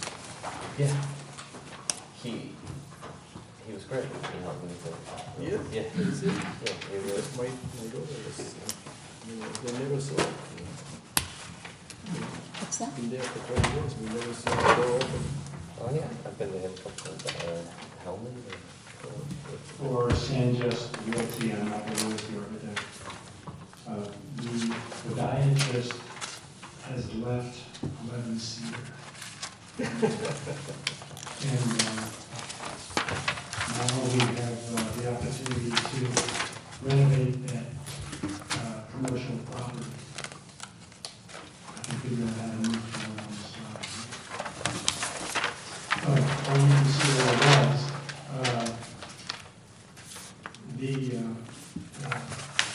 The existing space was divided with a mezzanine in it, under a separate application, interior work, that mezzanine has been removed. So now the commercial space is full height, similar to the space at Tomatillo. And the idea is to create a commercial window box, and then, but as part of that, to bring the light in, to open the front and bring the light into that space, full height of the open. So if you look at the elevation here, we basically have an opening that's very similar to another opening in the same building. That is to enclose the entire storefront. And I guess that opens the question as to whether to do it in a very similar fashion or in a very different fashion. We opted for the similar fashion. And basically create a mirror image and just pick up the lines of the existing storefront there in the building in Tomatillo and carry it across. Yeah, the one thing I never noticed until I saw this photograph is that the soldier course of bricks is one course higher than the next. Is this something weird with the photograph, or that seems like such a strange Yeah, I'm not sure. thing to happen? I'm not sure what that's about.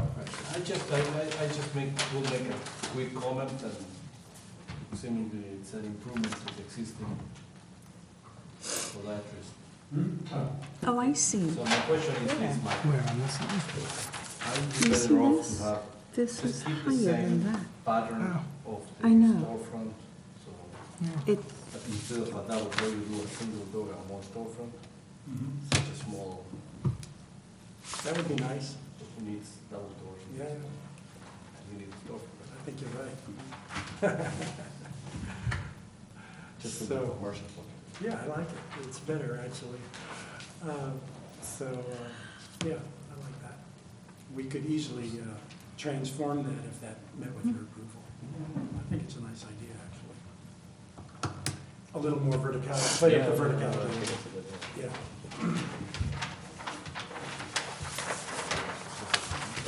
I wish I had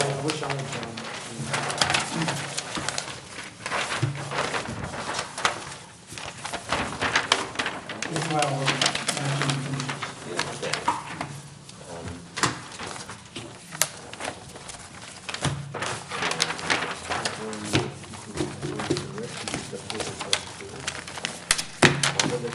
Any comments? Yeah, I'd like to get you out of here today, finally. So if you'd like, if you're okay with this, then I'll make a motion that we approve as submitted with this, the flip to the one single door and the larger storefront window. And we'll just sign this copy and you can submit a revised. that's right, we'll resubmit for record. Right. Great, thank you very much. You have a second? One second. Yeah, your second, unanimous, thanks.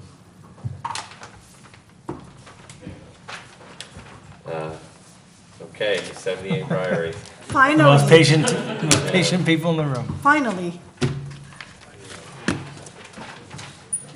This is probably the longest What, we we've want to had. do a clean one? Oh, that's pretty clean. The day before, Did I I gotta latch go you there? away. I'm sorry. No, that's the day before. Don't worry about We're it. making that change. Could you take the mic, introduce yourself, and just briefly describe it? The Albert home owner, my wife and I are 78. We're just making a change in the addition as we move. We would do a complete second floor on the house. Financial reasons we back Well, when I looked at this, I thought it was a landscape, and so what we're looking at is